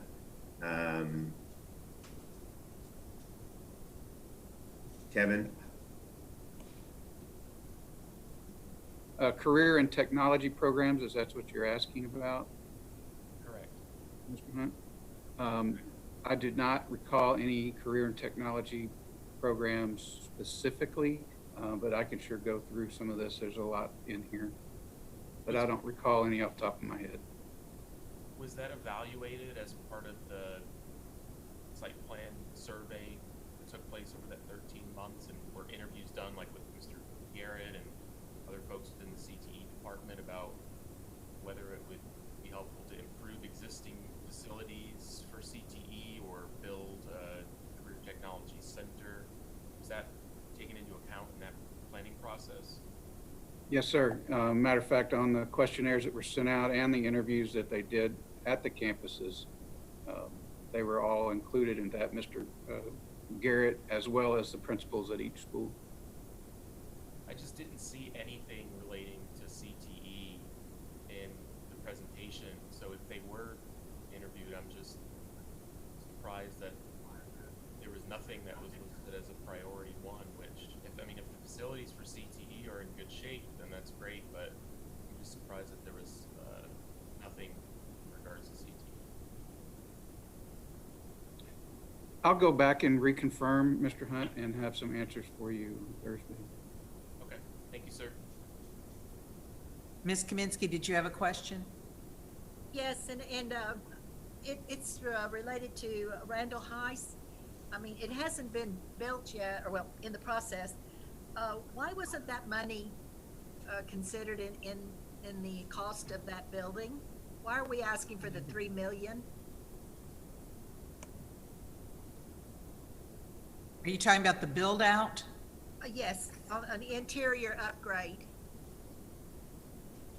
The shell space was not included in the original construction of Randall, which is the same process that we've used at Fulshire, George Ranch, and Foster. All right, thank you.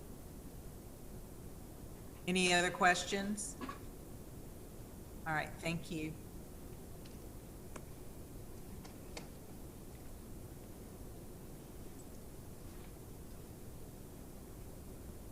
Dr. Randall, I think we can unmute yourself.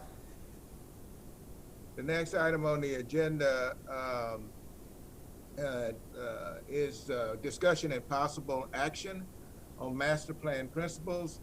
As part of the planning process for a 2020 bond referendum, The Board of Trustees will review the master plan principles. Mr. Rockwood will give you just a real quick overview and answer any questions from the board. Yes, just as an overview, the master plan principles are provided in the board packet, and they really set the concept, the mission, and the vision for our campuses. Currently, the master plan principles were last changed in 2003, and essentially we want to keep our elementary schools at 750 student maximum, our middle schools or 6th grade campuses at 750 student maximums, our junior high schools or 7th and 8th grades at 1,400 maximum, and our high schools at a student enrollment of 2,000 maximum. Over 25 years, we've had these master plan principles in place. In 2003, the board made a few small adjustments, and those were no changes to elementary. They moved the middle schools from 500 to 750, so increased the capacity there by 250 students. They lowered the junior high capacity from 1,500 to 1,400, and there was no change in our high school. And what we've done in Lamar CISD is as part of this bond planning process is prior to bond elections in 2003, 2006, 2011, 14, and 17, we bring the master plan principles back to the board so they can review them and see this is the master plan process for our facilities that we're moving forward with again. And I think would also add that anecdotally, we've heard a lot of feedback over the years, certainly having these master plan principles in place for over a quarter of a century, about the participation aspect. A lot of our parents like the smaller enrollments that are in place in Lamar CISD versus some other school districts that have larger buildings. And again, that's just a philosophy thing. But I know that our high school students oftentimes will have cheerleaders who also participate in the band, or football players who also participate in the band, just as some examples. Additionally, we did have our strategic planning process last school year, which the school board approved last April. And one of the areas there for planning for rapid growth while preserving the district culture was to maintain that neighborhood school structure and a unified community feeling during rapid growth and expansion. So there was some continued feedback from the 18,000 individuals who participated in that feedback process about keeping the same kind of feel and atmosphere of our campus planning. So that's a general overview of our master plan principles, but myself and certainly the facilities and planning team are happy to answer any additional questions. Mr. Welch? I can understand that and appreciate that, the community feel, the need for that. And I've talked to several of the elementary principals asking that if you build a bigger school, do the academics suffer? And the answer I was told over and over is no, but the community feel suffers, and that a lot of parents don't get involved the way that they would if the school was smaller. I appreciate that. On the other hand, we are having full-day pre-K come down the line to us from the state. So at a minimum, I'm thinking that the elementary size from 750 should be at least bumped up to 800. Another thing to consider is that the middle schools, let's say you had 2 years in a row of a middle school maxed out or above the capacity of 750. Well, they're going to feed, you could take Ryan Middle School, for instance. It's going to feed into Reading Junior High. Well, the junior highs are already going to be maxed out. It can't even hold the capacity that Ryan had the previous 2 years, according to these numbers. So I don't understand why we're not adjusting these numbers a little bit upward in all categories. And that's not necessarily for anybody in the administration to answer. I'm just throwing it out there for the board. What does everyone think about bumping these numbers up a little bit? Ms. Kaminsky? I was wondering the same thing. This is 17 years ago that this was designed, and a lot of things have changed in that 17 years. The capacity on a philosophy like this, it was good for the last 17 years, but as we're progressing forward, these schools are already over capacity. So to say that we're trying to keep them at that 750 maximum is not true. We're not able to do that. And I think we just need to start considering for the next few years, what are the other districts able to do in increasing those numbers? And unfortunately, I don't know how much longer we can keep these neighborhood schools. I think it is something that needs to be projected perhaps for future board members, just as a discussion. I have a question, that somebody else has one right now. I'll wait. I do. Go ahead. Oh, I like John's feedback, Mr. Welch's feedback, especially about that. It's a good thought about if we are going to be doing full day pre-K to take that in consideration for the numbers. And I understand this committee's concerns on the growth as well. I noticed and hear that there's nothing about taking into consideration proximity to the school, and how long it takes you to get to the school, the transportation. So I was kind of surprised not to see that. Maybe it falls under one of these main categories. I was curious as how number 4 is achievable with the large growth versus who lives closer and makes more sense that goes to certain schools. So I was curious, as obviously this was many years ago, so I don't know that we have,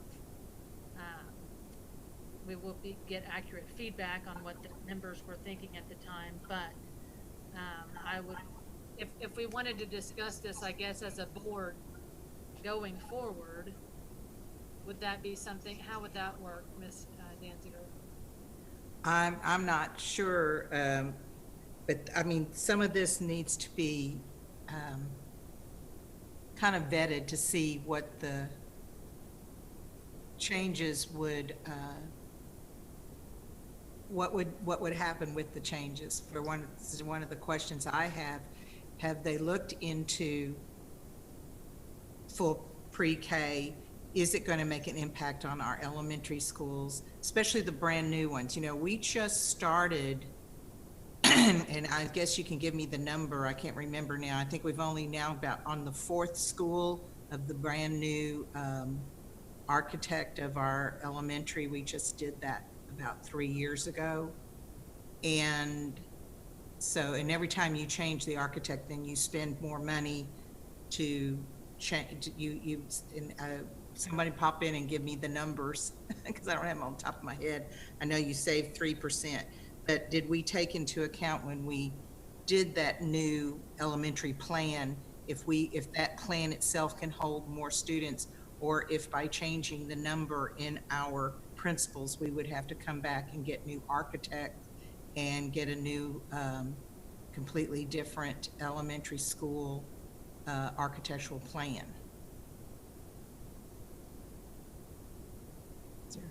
We did do some preliminary exploration in terms of adjusting the footprint for adding possibly 4 pre-K classrooms and some auxiliary space as well. Obviously, it does increase the cost of the elementary school. The numbers we ran were approximately $4.3 million to increase that elementary footprint for a pre-K addition. So you're saying if we were to, well, I guess what I'm asking is the new model that we're using now, can it house full-time pre-K without taxing the school going forward? Currently, right now, do you want me to answer that, Chris? Yes, from the instructional side. The instructional side is that when we look at our pre-K classrooms and we add, so every school or the schools would add maybe 1, which would be 22 plus, or 22 kids in a class. You would look at a big elementary, and that could be looking at maybe 3 classes potentially, which when you look at 3 is about 66 kids. We're not anticipating seeing that in regard to adding 3 to a majority of campuses currently right now. And so I would say that the number and the enrollment is minimal in regard to the impact of that 750, current to the current numbers that we currently have. So what you're saying is the 750 is not going to impact the instruction by bringing in full-time pre-K into those schools. I'm saying that the numbers of kids in each of those pre-K classrooms would not have a significant impact on the overall enrollment at the elementary schools. Okay. I think another way to answer that question, Ms. Danziger, is that as we do now, when we're looking at building another school and opening another school, we look at that enrollment, and when we open the other school, the enrollment is drawn down, and then it builds back. When you're making a decision about this type of change to the master plan principles, you also have to take into consideration, and looking back, and I'll use as an example, a couple of our elementary schools that are located in communities that at one time had 1,300 kids on those campuses, but over time, the numbers have reduced, and they are pretty close to within the projection. So these campuses mature over time, and then kids grow up and they're smaller. Their kids are no longer elementary, but they stay in the same community. So as you're making a decision, determining the size of the schools, when you're looking at just adding from 750 to 800, are you really getting at a significant number to make those changes? I guess what I'm concerned is that if I remember correctly, by keeping the design, we save 3% of the budget, correct? With this particular, for example, if you change the master plan principles in this particular case, what you would actually be doing is all of the new schools that are coming on board, they would go from 750 capacity to whatever that number is. And that in turn will increase the cost of it, but I don't think it would actually require a complete change of the design.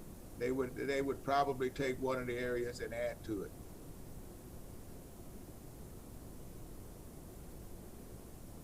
I lost your communication, so I didn't get to hear that last part. I'm sorry.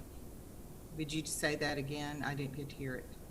If you change the master plan principles, Okay. all of the new schools being built, instead of being built for 750, they will be built for whatever that number is that is changed to.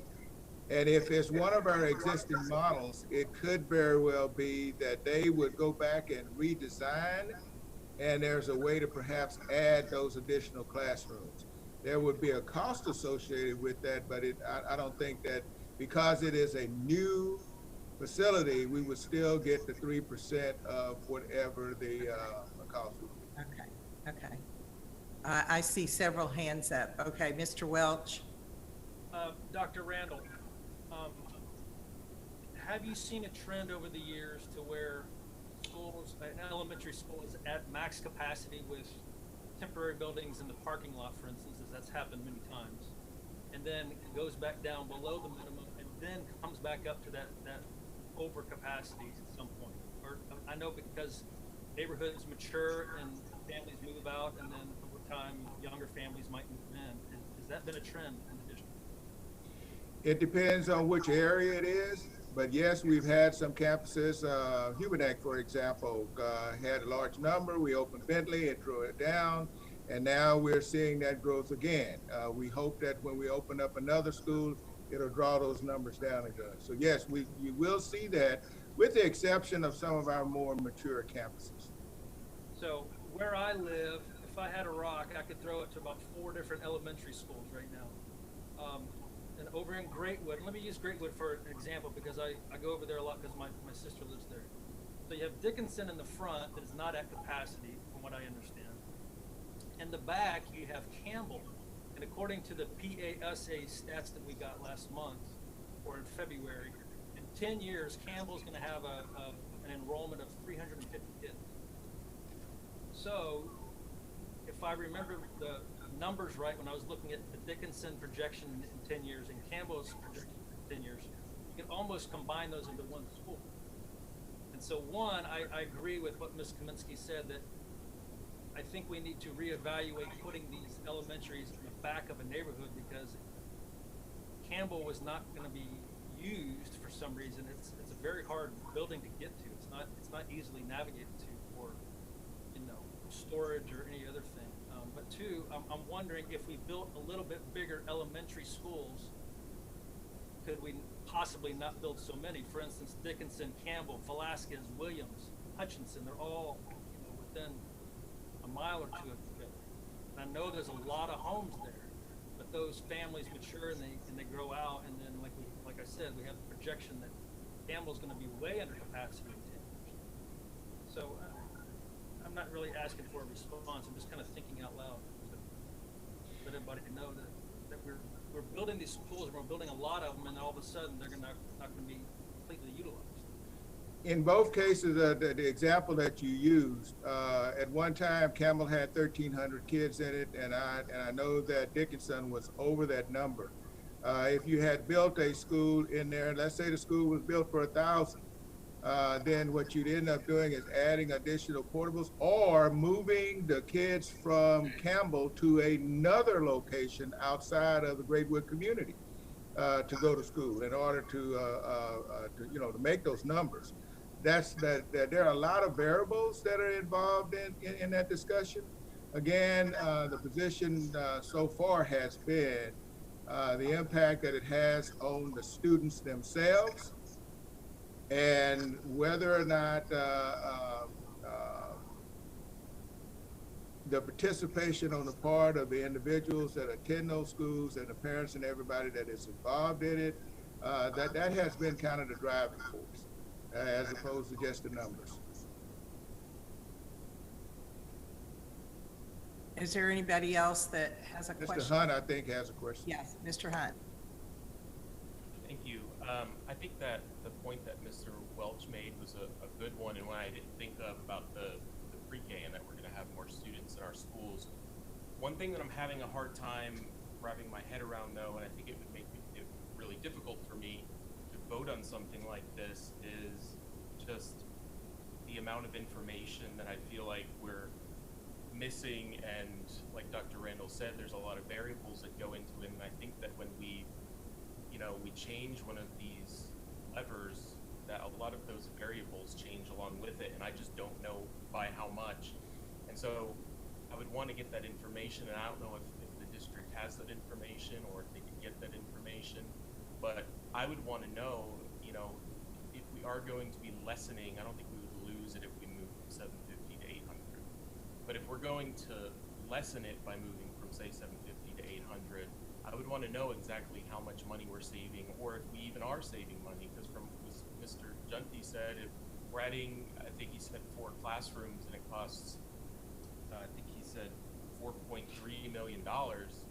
I don't see how that adds up to us adding to saving a lot of money. The other information that I would like to see is just, is there going to be a cost savings? Continuing along that line of the statement that Mr. Junty made about, you know, $4.3 million to add 4 of those pre-K classrooms. I don't know if that was for every school, but I don't see how that would necessarily save us money, but I could have misinterpreted them. The second thing is the traffic, particularly at our elementary schools. I dropped my daughter off at school, and it sometimes takes, I mean, if it's raining, it'll take you 30 minutes because everybody is in that car line. And so if you add another 50 or 100 people, what's that going to do to the traffic? I don't know what that would look like. I also don't know if you change the proximity that folks are going to be to the schools, is that going to increase the amount of students that are then going to be using buses, and which means we need to get more buses, we need to get more drivers. And I also don't know, you know, I just haven't had an opportunity yet to look at, there is research out there about school size and academic achievement and whether there is a link. So I have a lot of questions. I don't know if anybody has answers, but at this point, I would just like to get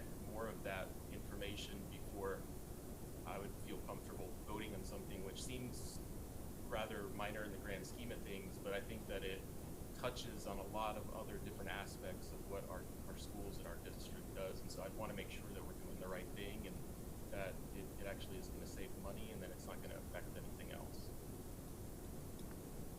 Thank you, Mr. Hunt. Are these principles, do we need to vote on these principles and affirm them positively for the bond to move forward, the 2020 bond to move forward? No, sir. These are here as part of the bond planning process. If the school board felt very strongly about making a change, it is there for possible action. What's happened since 2003 is that they're placed before the board and then no action is taken, effectively keeping the current master plan principles in place.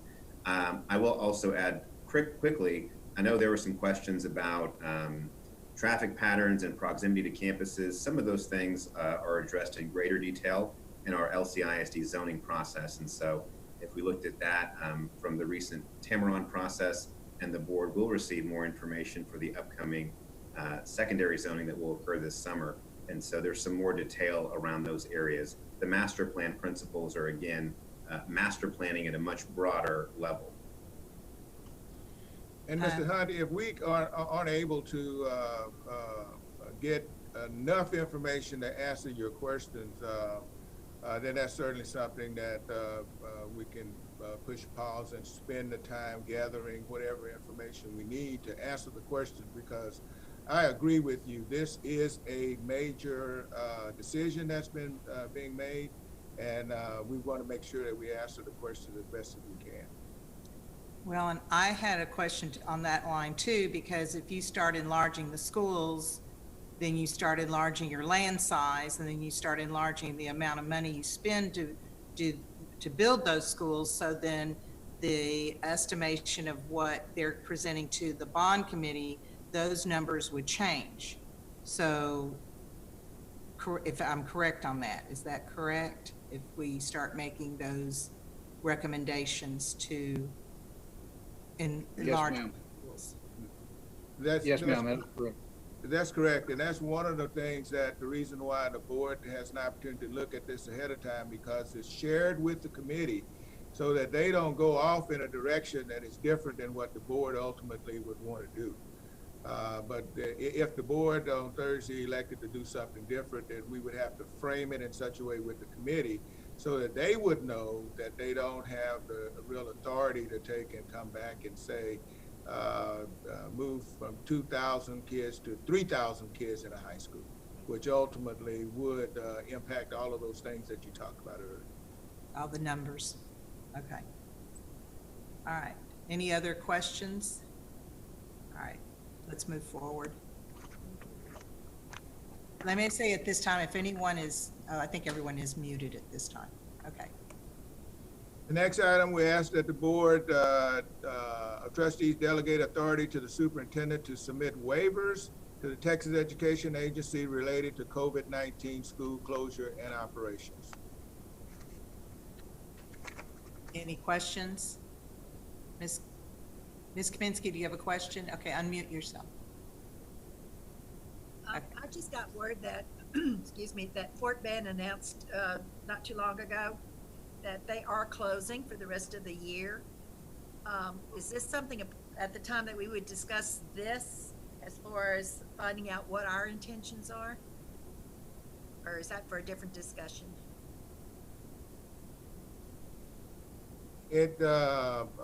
Well, I'm not sure that because basically what we have done is to, in fact, we will know tomorrow from the governor's response as to exactly what direction he's going to take schools, as far as whether we will be coming back or not coming back, or he's closing through the end of of May. And so hopefully by Thursday, we may be in a better position to give you a response to that, Ms. Kaminsky. We have elected to take all of the data and all the feedback from as many folks as we can, and we make a decision. Our folks were told that they would get a response during the April 27th week, but we actually feel like we will be able to share some information with them before then. I guess my concern is that I know East Bernard's already announced now Fort Bend has already announced, if we could expedite that decision so that parents can really start making plans for the coming month. I hear that several parents have contacted me that they are being given notice that they have their job starting the 1st of May. So the sooner we could get an answer, I think it would help the parents decide what are they going to do with their children in the month of May. Dr. Randall, is this a Region 4 or a TEA decision, or is this going to be district by district? Or Oh, it is truly a district by district. But there are a number of school districts in the region that are also waiting for some feedback from the counties, from the state in making those decisions, because we don't have a clue how they're going to roll this out. And we have so many of our kids that are impacted by those types of decisions, our families that are. And so we just felt like that if the governor, for example, closes for the rest of the year, then really there isn't a lot to talk about. But if the governor has a plan for rolling out some type of going back to work that impacts schools, then I think that that's when we would have some discussion as to whether or not Lamar CISD is going to make a decision now for the rest of the year. I think you have varying viewpoints on all of this. And again, certainly our approach has been to work with, and we have Region 4 meetings.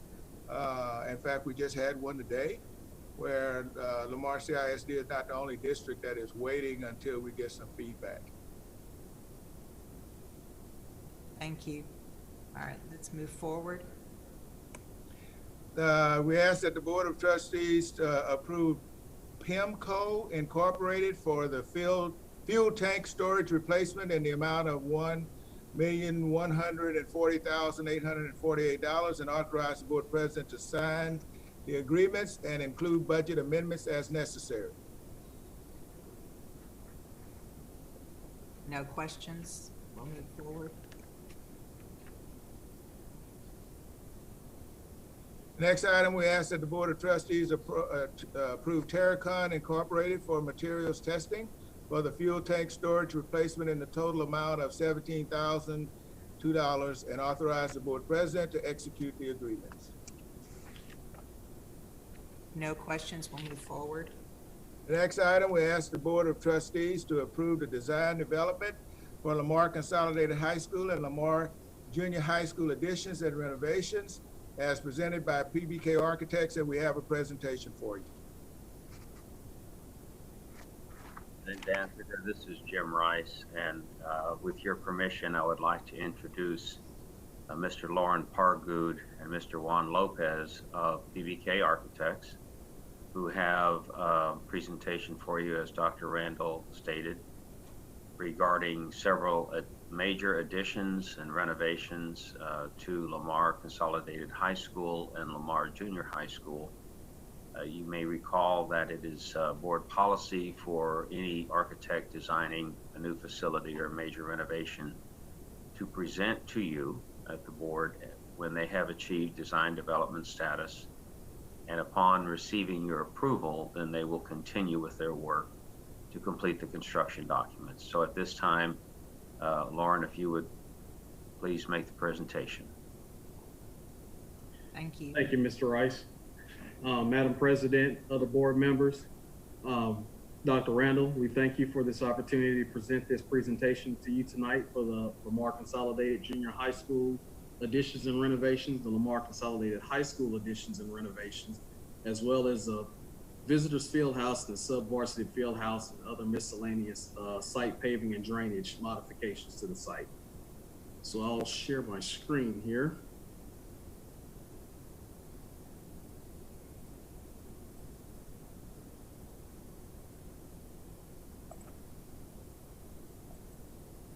All right. Can everybody see the screen okay?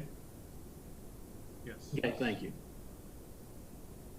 So again, thank you very much for the presentation tonight. And I want to thank Rice and Gardner and Lamar Consolidated ISD facilities, as well as Dr. Kay Williams and Creighton Jasper, as well as Miss Nikki Nelson for their help in helping us get through this design development presentation. We've had extensive meetings with them. We also brought to you several months ago, Dramala Construction as a construction manager at risk. So they've been helping us as well with phasing, constructability, as well as helping us maintain the budget on this. So we'll just start with the general overview of the site, and I'll pull up a tool here. Start with a general overview of the site. This is Mustang Avenue. To the east, we have Lane Drive, and to the west, we have Radio, and to the south, we have 1640. Again, it's just a general overview of the site, and we'll move on to what your site's going to look like. So a bunch of things happening on the site right now. North of the site, we have, and we'll get more into detail in most of these areas, but north of the site, you'll have your sub-varsity field house and competition field, along with a field house, seating for 724 spectators and a press box. There'll be some additional parking that will be added. And this is the existing band practice area. Currently, you have detention that kind of wraps around the site in the form of a swale, so we mitigate that and put detention to the northwest corner of the site. Moving south of Mustang, you'll have one of the key things that we want to do is get those students and those parents from having to drop their children off along Mustang Avenue. We've talked extensively tonight about bond planning and the facilities assessment that we did. And one of the things that came up between Dr. Williams and her staff and Mr. Jasper and his staff was how unsafe it is for them to drop off their students along here. So if you look at the high school, right now there's head-in parking all along Mustang. So we're going to get rid of this head-in parking that's here and bring the drive for parents to drop off and pick their students up right here in front of the school. Right here is the main entry canopy that leads into the main entrance of the high school. And we're adding some parking as well along Mustang. So we're getting rid of the head-in parking, but we're putting parking back along Mustang, but it will be a much safer setup for them. And that parent drop-off drive will come all the way down and exit at this drive that's currently right here between the high school and the junior high school. This is existing parking. We will lose some parking because of a renovation that we'll jump more into for the band room area. This will be additional practice rooms for the band room. And if we continue down Mustang, right now what we're showing is a decel lane or stacking lane, again, to get those students off of Mustang. So as they're coming, they exit into this stacking lane, and we've created a parent drop-off pickup drive for the junior high school as well. You have canopies over here on the east side of the campus for students to exit the building and be able to get picked up without, having to go into the elements. If we come back to the high school, we're adding a new LGI right here. That's the current courtyard. So we're infilling that courtyard, and we're going to put a 2,000 square foot LGI addition. We're looking to clean this intersection up that's right here between the junior high and high school where the buses come. Right now, I've driven through there a number of times, and it's kind of like a free-for-all. So we want to clean that up and make it a more safer intersection. The drive that you see here and why it's dark, we're looking to replace this portion of asphalt that goes out to Lane Drive with concrete paving. And also we're going to connect the sidewalk from the junior high that's here, so students don't have to walk down this road where they currently park along the side of the road, and you have buses and oncoming traffic to your maintenance and transportation building. We're going to put a sidewalk so it makes it safer for the students to walk down that sidewalk and connect it to the sidewalk that runs north and south on Lane Drive. Lastly, we're going to, right here we're doing a choir and orchestra room addition for the junior high school, which Dr. Rockwood, mentioned earlier. And down here, we're going to talk later about the visitors field house. There's an existing metal building that's right there now, so that's going to be demolished and have a new visitors field house installed. So just to blow up of the site, kind of discussed just a few minutes ago about the stacking lane and just bringing the parents off of Mustang and getting them to make the loop around and back out. Again, the choir and orchestra room addition, and the concrete road with the sidewalks, and then just cleaning this intersection up. So at the junior high school, our scope of work, all of the light blue areas are all instructional areas. So right now, those classrooms have existing unit ventilators.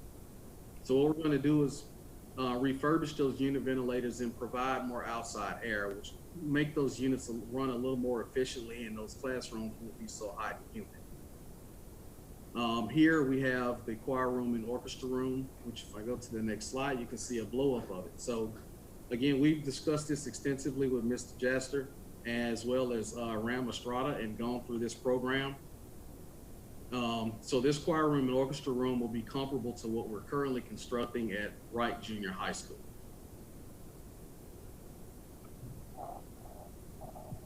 This right here is just an overall three-dimensional view of what it would look like as you're coming. Right now, just right behind it is where the Rice and Gardner Bond planting trailer is. So we're looking north towards that area to look at that addition, excuse me. This will be your extension of your main corridor so that students can enter into the choir room and orchestra room on both sides without having to go outside and back into the building. So again, it'll be a high volume space too, just like we've done all the other choir room and orchestra rooms. We'll treat it acoustically just like we've done all the other ones as well. And just coming over to the high school, just a general overview, we've discussed the parent pickup and drop off drive. So in the high school, we have several scopes of work. We have the LGI, which I pointed out earlier. We have the band hall, which we're adding 5 practice rooms to. And then the biggest change will be the administration area here. So I threw this slide in just so you can get a general idea. This is what the main entry to that school currently looks like. So right now there's actually a storefront door that's here that kind of creates a safe and secure vestibule, and you have a SRO officer that sits right here during instructional hours, and you have to check in with them to be able to get in. And these are classrooms, and your administration area is actually pretty much in the center of your school. So what we want to do is actually flip those 2 areas. So now your administration area will be at the front of your school. So that creates more of a safe and secure vestibule, and it functions pretty much just like what Randall High School is being constructed as now, Fulshire High School and George Ranch. So you'd be forced in, you come into the main office here, this is your receptionist desk, and she'll have a door buzzer before somebody's able to even come in. She buzzes them into this door, and once they check in, that person will also buzz them into this door to be able to access into the school once they've checked in and been run through the Raptor system. This door, which we've talked as well with Chris Junty about, this door will have a card reader so that once somebody enters this area, they're pretty much contained into this area. This door will be locked and opened by card access reader. This door will be door buzzer as well as this one. So once they're inside this area, they can immediately go out into the school.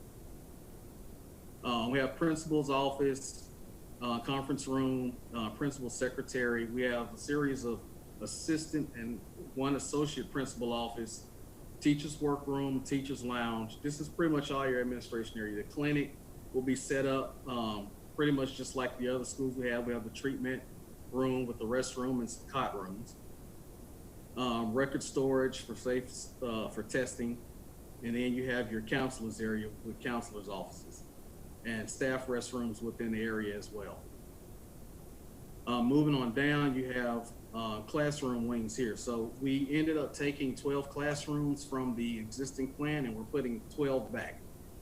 These classrooms will be slightly larger, and they actually meet TEA standards, the ones that we're putting back, and they'll be set up just like the classrooms you've seen at Fulshire High School with smart boards and casework along the walls and whiteboards and tag boards. For the LGI classroom, again, it's 2,000 square foot addition. So on this one, we have created a collaboration area back here and 2 LGI classrooms with an operable partition. That way, this space could be used as one big space, or it could be separated into 2 separate spaces. And they'll be set up with projectors, smart boards, so they could be used for testing. They could be used as classrooms, or like a large group instruction, or a smaller collaboration area. The band room currently has practice rooms located along this east wall.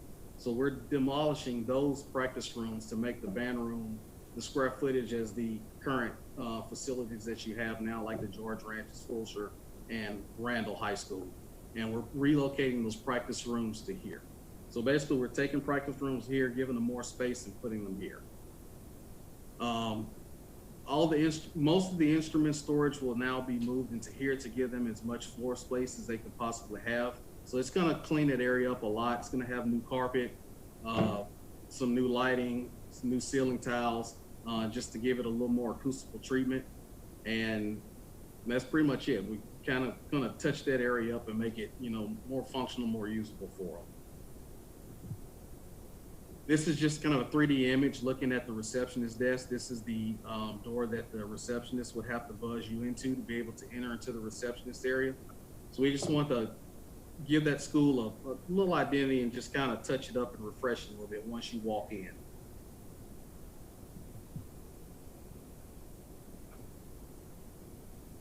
Then here we're moving on to the visitors field house, and I'll let Mr. Juan Lopez jump in and take over from there. All right.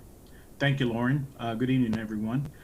So now we're talking about the visitors field house that is located on the southwest corner of Trailer Stadium.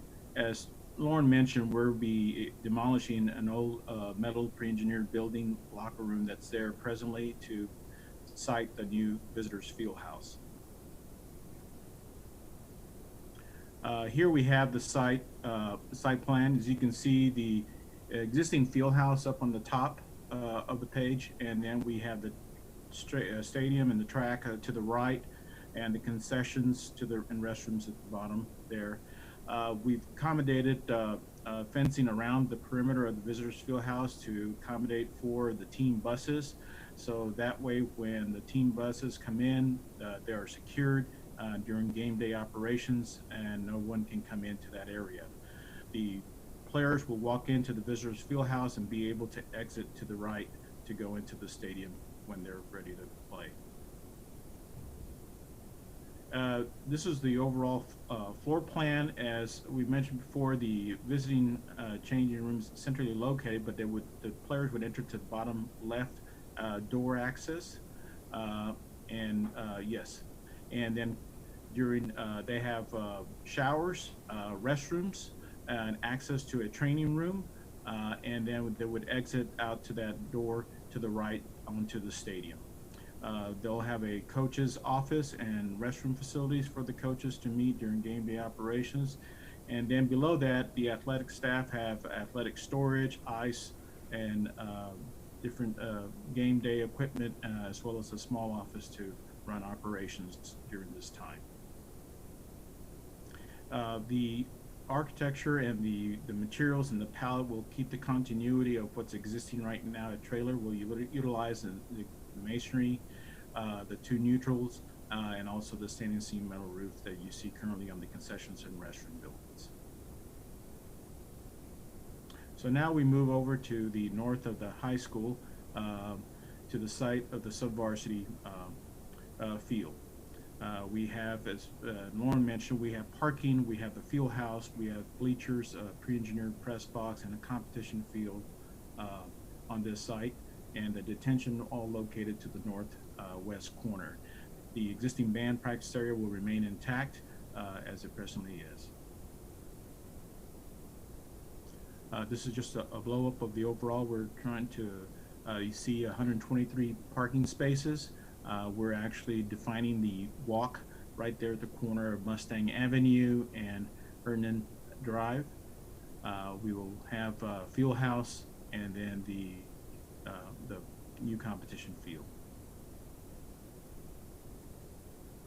This is the overall floor plan of the existing subvarsity field house. We have a centralized multi-purpose room It'll have storage for chairs and tables. It'll have equipment storage as well off of the main room. It is a high 2-story volume just to be able to accommodate all the different activities and programs that would be held in this multi-purpose room. To the left, you have a boys' locker room facilities and restroom and shower facilities, along with the coach's office as well, to accommodate for and their dressing facilities as well. Equally to the right, you have the girls' locker room and their coach's office and dressing facilities as well. On the very top of the plan, you'll see in the north east corner, you'll have the tickets.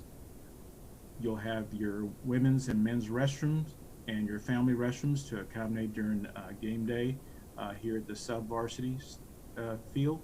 And then to the far left, you'll have the concessions as well as the training and storage for daily operations as well as game day operations. This is the exterior of the facility. We are utilizing the same brick and masonry color palette as we do next door at the baseball and softball complex. You'll also utilize the CNC metal roof colors as well on both sides. And you can see the central portion is the multi-purpose room. Will have the higher volume to accommodate different types of programs and activities in this space. Some 3D views as you approach the field house. The central portion is the multi-purpose room with glass and the higher volume, and ribbon windows left and right into the locker room, which will bring in translucent light. This is an aerial view looking toward the northwest. You can see the sub-varsity field house. You'll see the pre-engineered press box, the bleachers, and the soccer and football competition field that is fenced and secured. And then looking back towards the high school in Mustang Avenue, you'll see the bleachers, the pre-engineered, the press box, as well as the field house, and you'll see the stadium is with the secured field.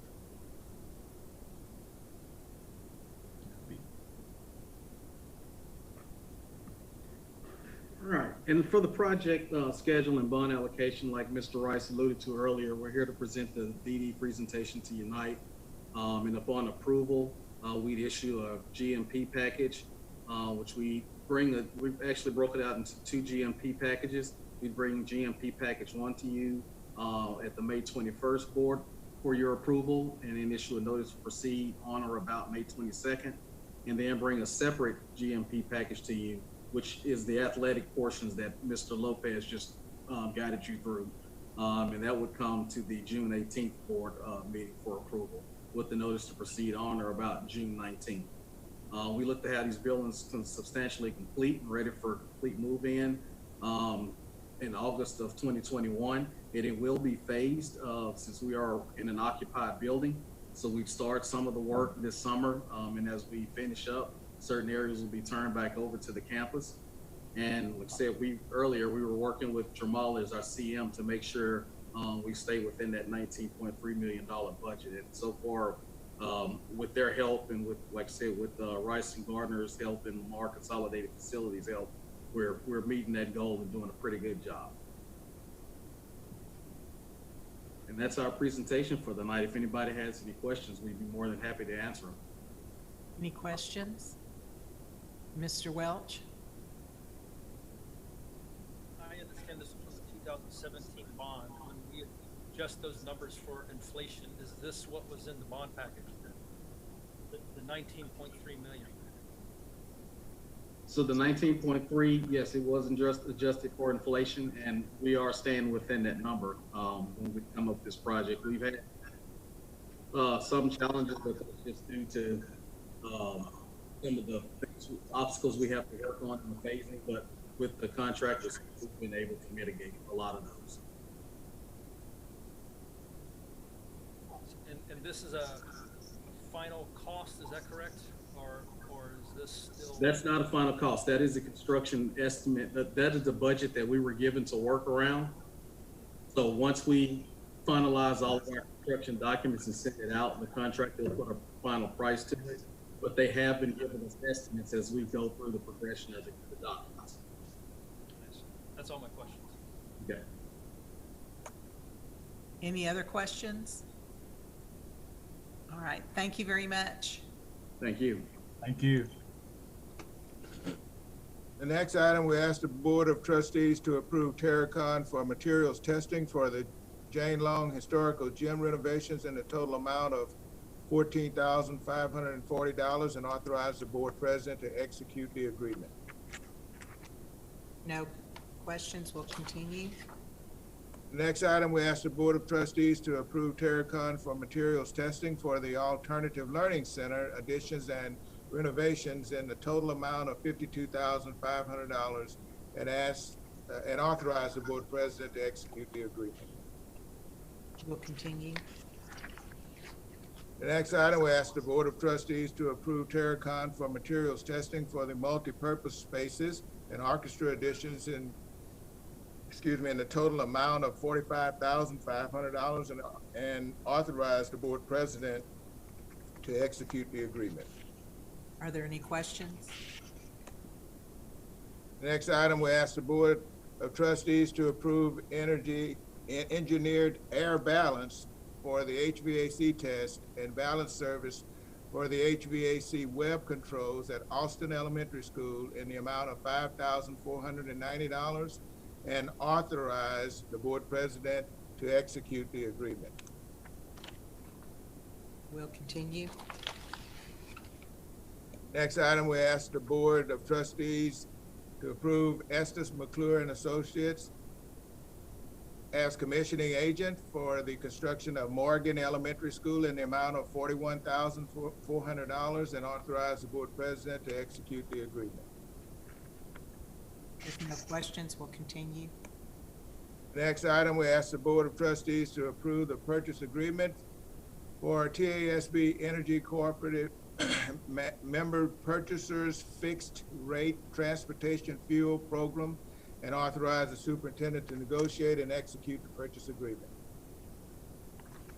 I see a question. Mr. Welch? Yes, question about this we're voting on a future contract, but I'm wondering about the current contract with the COVID-19 mess. I'm wondering, have we purchased the minimum amount of fuel that we were required to purchase? And if not, is there any kind of escape clause for disasters declared by the governor or something?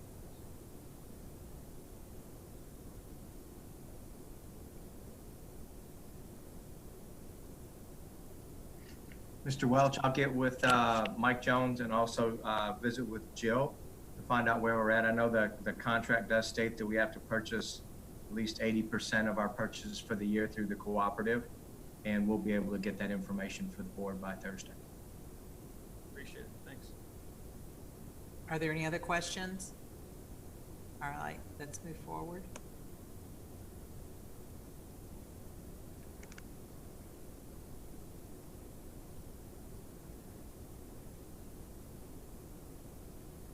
The next item, we ask the Board of Trustees to approve increasing the number of campuses participating in community eligibility provision to include 6 additional designated campuses: JJAEP, Alternative Learning Center, Austin, Culver, Hutchinson, and Williams Elementary Schools, pending official verification approval by the Texas Department of Agriculture. Are there any questions? Mr. Welch? So if we do not approve this, the 40% of the families who have been identified are still eligible for free lunch and breakfast for their children if they fill out a form. Is that correct? That is correct. Anybody in the school, in addition to that current 40%, could potentially qualify as well by filling out a form. Is that correct? Correct. Yes. That's all I have. I had something as well. Oh, good. Go ahead. Sorry, one second.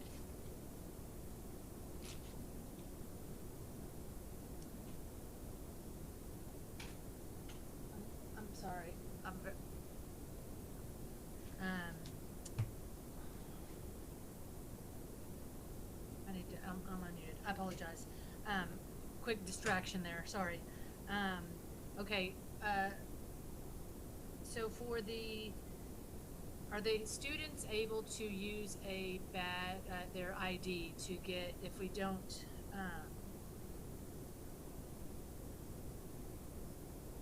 want to make it school-wide, are they able to use their student IDs if they qualify for the program? They still have to use it regardless if we qualify for the program or not. Everyone has to use their ID or their ID number. Okay, so what is the benefit? I guess I have a concern about being a good steward if the majority of the students don't qualify. Why we're offering it and a blanket, especially if we're going from 18 to 24. That's a large number of our portion of our schools, and so I question whether that is overall, especially if we're increasing that amount, if the majority of the students don't qualify and haven't been identified, if there's not a better way to go about making sure that the students that do need it get it without making it for the entire school. So those are only directly certified students. So they're on either SNAP benefits or Medicaid.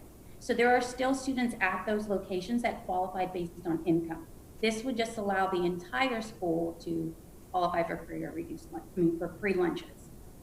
Right, and so my point is, why aren't we just, having it for those that do qualify, based on income or whatever it's based on, and then they use their ID for that instead of making it a blanket, because that's still using our taxpayer money when people don't actually need it, but they can use it, correct? That is correct. Okay, so what would be the alternative? So they could just have it, we could identify them and they could use their ID? The exact same way that we're doing it now, based off of applications. Okay. So currently we're using that model now, where they have to fill out an application or they're directly certified based off if they're receiving benefits. But not the other 18 schools that we've already approved. Right. Those are automatically qualified for free lunches. Okay, those 18. So instead of adding 6 more schools, they can use their ID, the ones that do qualify, instead of just making it for everyone. Right. If that's what y'all decide. Okay. Thank you. Any other questions? I have a couple. These had not qualified before. Right. And now, did they change, or did the schools themselves change? Did their demographics change, or did the qualifications change? The demographics did. So these would have come in like the other schools? Right, exactly. At the same, so. Right. And these numbers are based off of February. So these were directly certified by February. So these don't even take into account if COVID-19 has affected some of the households now, and that they're going to slowly start getting onto benefits. So we will see an additional change in these numbers if more families do start receiving benefits. When we placed some of the schools on there, especially the junior highs and high schools, did we see participation in our lunch programs go up?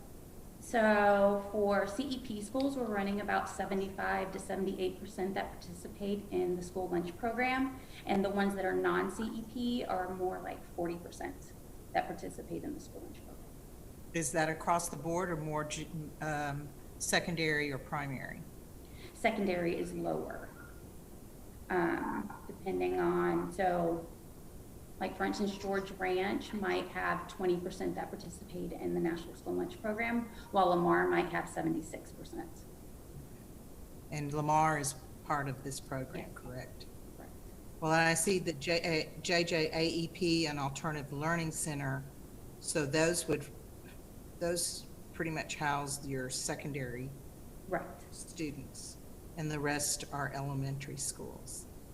So what you're saying is, by these before even the pandemic hitting, these schools qualified, so you really don't even know how much more they're going to qualify Right. after this is over. Right. Correct. All right, thank Okay, you. I have another question. Excuse me, let me get Mr. Hunt and then I'll get you, Miss. Oh, sorry, go ahead. Mr. Hunt.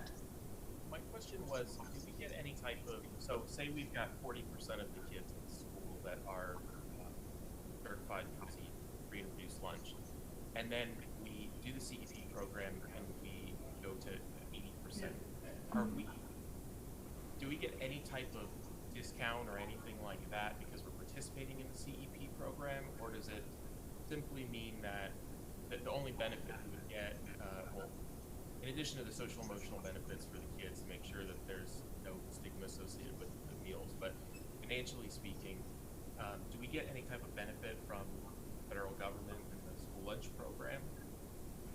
We do, because now instead of claiming 40% at free or reduced, we'll be claiming around 84% at free and reduced rate. So would we, do you know approximately, and the only way to know the answer to this might be to look at another comparable school where it wasn't CEP and then we voted and it became CEP. How much money are we spending in order to make a school CEP? I can't answer that, but I can look into it. I know that our participation usually increases by 15 to 20% when you go from a non-CEP to a CEP school. But we're taking advantage of dollars from the federal government that we ordinarily wouldn't be getting if we weren't participating in the CEP program. Right. Okay, thank you. Okay, Ms. Williams. So I guess I'm still kind of stuck on, I get that we're getting reimbursed, but it's still coming out of our taxes, right? So I guess my last year when we voted on the extra schools, I thought, okay, I'm going to give it a year or, until we have to vote again and kind of look into why this is important. And so I guess for me, I'm still concerned that we're still taking money, taxes, regardless where they come from, it's still our money, and we're using it, so we're taking it out of our pockets when people don't necessarily need it, but they're getting the benefit because some of the other students need it. So I want to make sure that, I guess, that I'm comfortable knowing that there's not another way for the students that need it, that absolutely we're providing that, but we are being good stewards with our money for those that don't need it. So if it's a matter of, yes, the numbers go up and increase, is that because people think, hey, yeah, I could use a free lunch. Do I need it? No, but somebody's going to pay for it, which somebody is a taxpayer. So I guess I'm trying to really understand the value, and maybe like what Mr. Hunt said, if we could see some information that would help me be comfortable making a better decision on this, I would really appreciate that as well. Right. And I think that we need to understand that sometimes the people that don't qualify, that get denied, are still in need of free or reduced lunches. But if because there are a lot that do not qualify. Well, okay, they're so on the cusp. What's the criteria? It's based off of income. So even if you make $1 more, you will automatically not qualify. So if the income is, if your household makes $1,500 in the month and you make $1,501, you automatically will not qualify. So some of those households, they still need the meals. So you're saying it's kind of like, what is the percentage? I'm trying to understand. So you're saying those that qualify according to the federal government right now, so for not CEP, they still reimburse us for those who get the free and reduced lunch. Correct. But if we come as CEP, we pick up those that are on the cusp too, as well. Okay, so I would love to see the numbers that of those kids that are on the cusp, and why we don't, I guess, is there no way to for us to roll in there. If it's 40% and 60% of the school doesn't need it, that's, to me, that's the majority doesn't need it. So I guess I would like to make sure that we're thinking through the process versus taking taxpayer money for 60% that don't need it. You know what I mean? So if it's like, Right. So I would love to see some numbers on. Right, and I can tell you how many were denied based off of income, how many applications were denied per site, but most of them are closer to 50% economically disadvantaged at all of these sites. The minimum is 40, but most of them are 50%. Okay, so I'd love to see, yeah, if we could produce the numbers, that'd be great. And Then what the cost, I guess, for us as a district too, would be if we, you know, what we would have to as a district to provide for those on the cusp versus becoming a CEP. Does that make sense? Yes. Okay. All right. Thank you. Ms. Williams, this is Jill Ludwig, and I'm not able to start my video, but I did want to jump in and address one thing. The child nutrition program operates in its own fund, so it's not funded with taxpayer monies, other than, you know, indirectly through the federal government. It's a self-sustaining fund. It's not part of the general operating fund. And so the funds that the reimbursements that we get and the user charges cover all of the costs of the program. Maybe this is something you and I can go into further detail about offline. I can understand it a little better. Mr. Hunt? I wanted to make a statement, but I also wanted to clarify something. I saw Mr. Welch about to jump through his screen. We're not, it's not that the taxes, when you say we're not receiving the taxes for child nutrition, it's not our local taxes, but it is tax money from the federal government. It's just not local, county, or state taxes, correct? Correct. And that's why I said indirectly. Yes, the taxpayers do indirectly pay for it because it's a federal program. Right. Okay. And then the question that I had for Ms. Tomas is, you might be able to get some numbers about those kids that are on the cusp, but you might not be able to capture that entirely because there might be some families that say they make $30,000 a year, they're a family of 4. It's really hard to qualify for free and reduced lunch. They might not qualify. They might look at the application and they might say, I don't qualify, I'm not going to apply. But if we did CEP, they could potentially be directly certified and then we would get the reimbursement for those kids. Correct. Right? Yes, that is correct. Ms. Kaminsky, did you have a question? And I've been told, please speak into your microphone. You can kind of see it going up and down because our audience members can't hear all the board members. Okay. Can you explain how you qualify for the reduced fee? I'm hearing free lunches or you have to qualify for that according to your income, but what is the criteria for the reduced fee? It's the same thing. So there is income criteria both to meet free and then some for reduced as well. So those that are on the cusp, so to speak, probably qualify, but it would be a reduced fee. Not necessarily. Okay, who would qualify then for a reduced fee? Still some parents that are on, so I think the income is actually very low. So a normal family of 4, if they have a house note or they have a car payment or they have anything like that, they might not qualify for free or reduced lunch, but they still don't have enough income to cover the meals for their children. So it's those that we worry the most about are the ones that don't qualify for any benefits.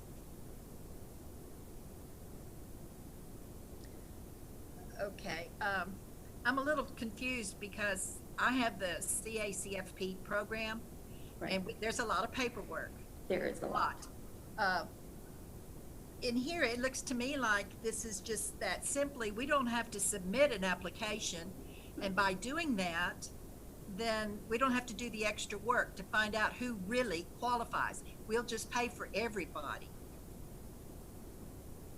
And so I'm going, why not still fill out those paperwork so we know who we are really helping? They will still fill out paperwork for the beginning of the year forms, just not for the lunch program. So there's a lot more paperwork on my end than it will be for the parents.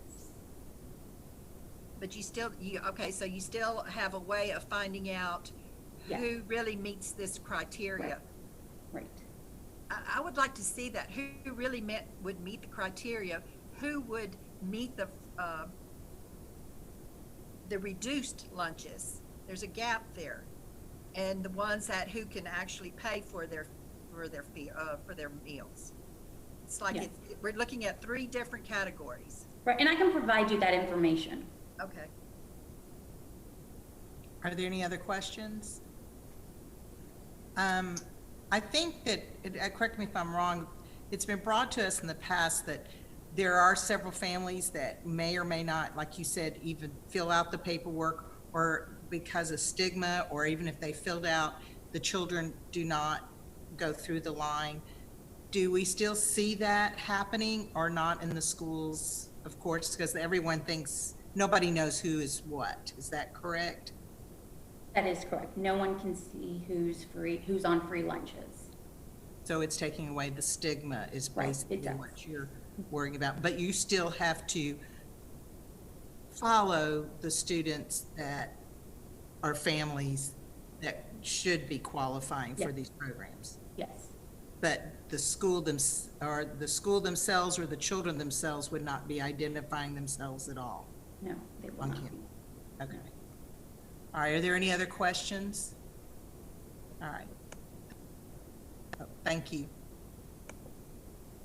Next item on the agenda, we ask that the Board of Trustees delegate final authority to the superintendent to employ contractual employees for the 2020-21 school year during the month of May, June, July, and August. Any questions about that? All right, let's move forward. The next item, we ask the Board of Trustees to adopt the 2020-2021 employee report and end date schedule as presented and approved, begin and end dates for job titles as indicated on the table. Any questions? All right, thank you. The next item, we ask the Board of Trustees to approve Dell Technologies to provide services, hardware, and software to complete the district-wide computer refresh project in the amount of $5,225,611.08. Are there any questions? Okay, thank you.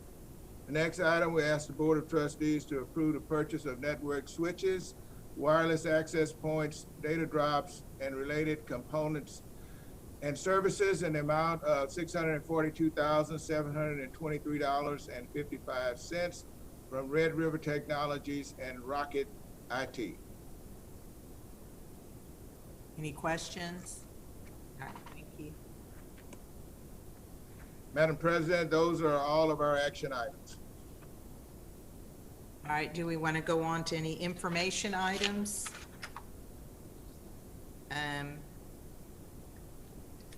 Is there anyone has a question about any of the information items at this time?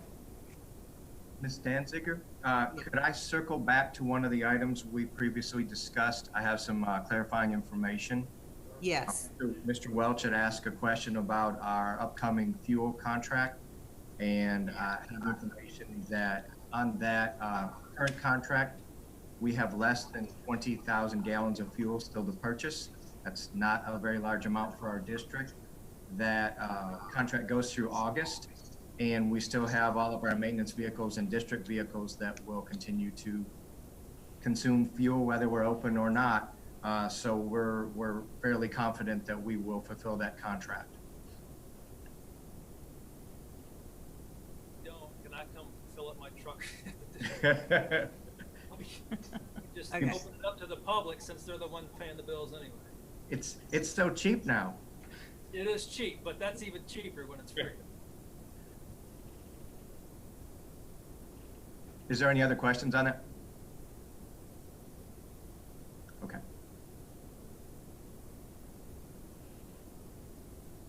Okay.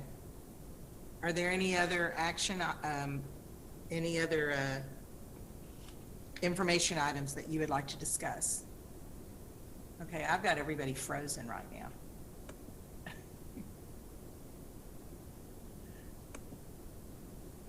Okay. I can see you, Kay. Yeah, I can see y'all. I don't know, maybe it's trying to tell us we're done. No. All right, anybody have an information item to have a question about? I had one, if nobody else does, and it has to do with the, how we're doing with the field box, at the stadium, the press box. Anybody can? Yes, ma'am. The press box is still on schedule, and if you've driven by there, the steel is going up, and it looks really impressive right now. The press box is moving along just fine. Okay, thank you. And on Thursday, I'll be doing a report on our board training, and I just want to give a heads up that we have all exceeded expectations, so we're a very good board. So I know it. All right.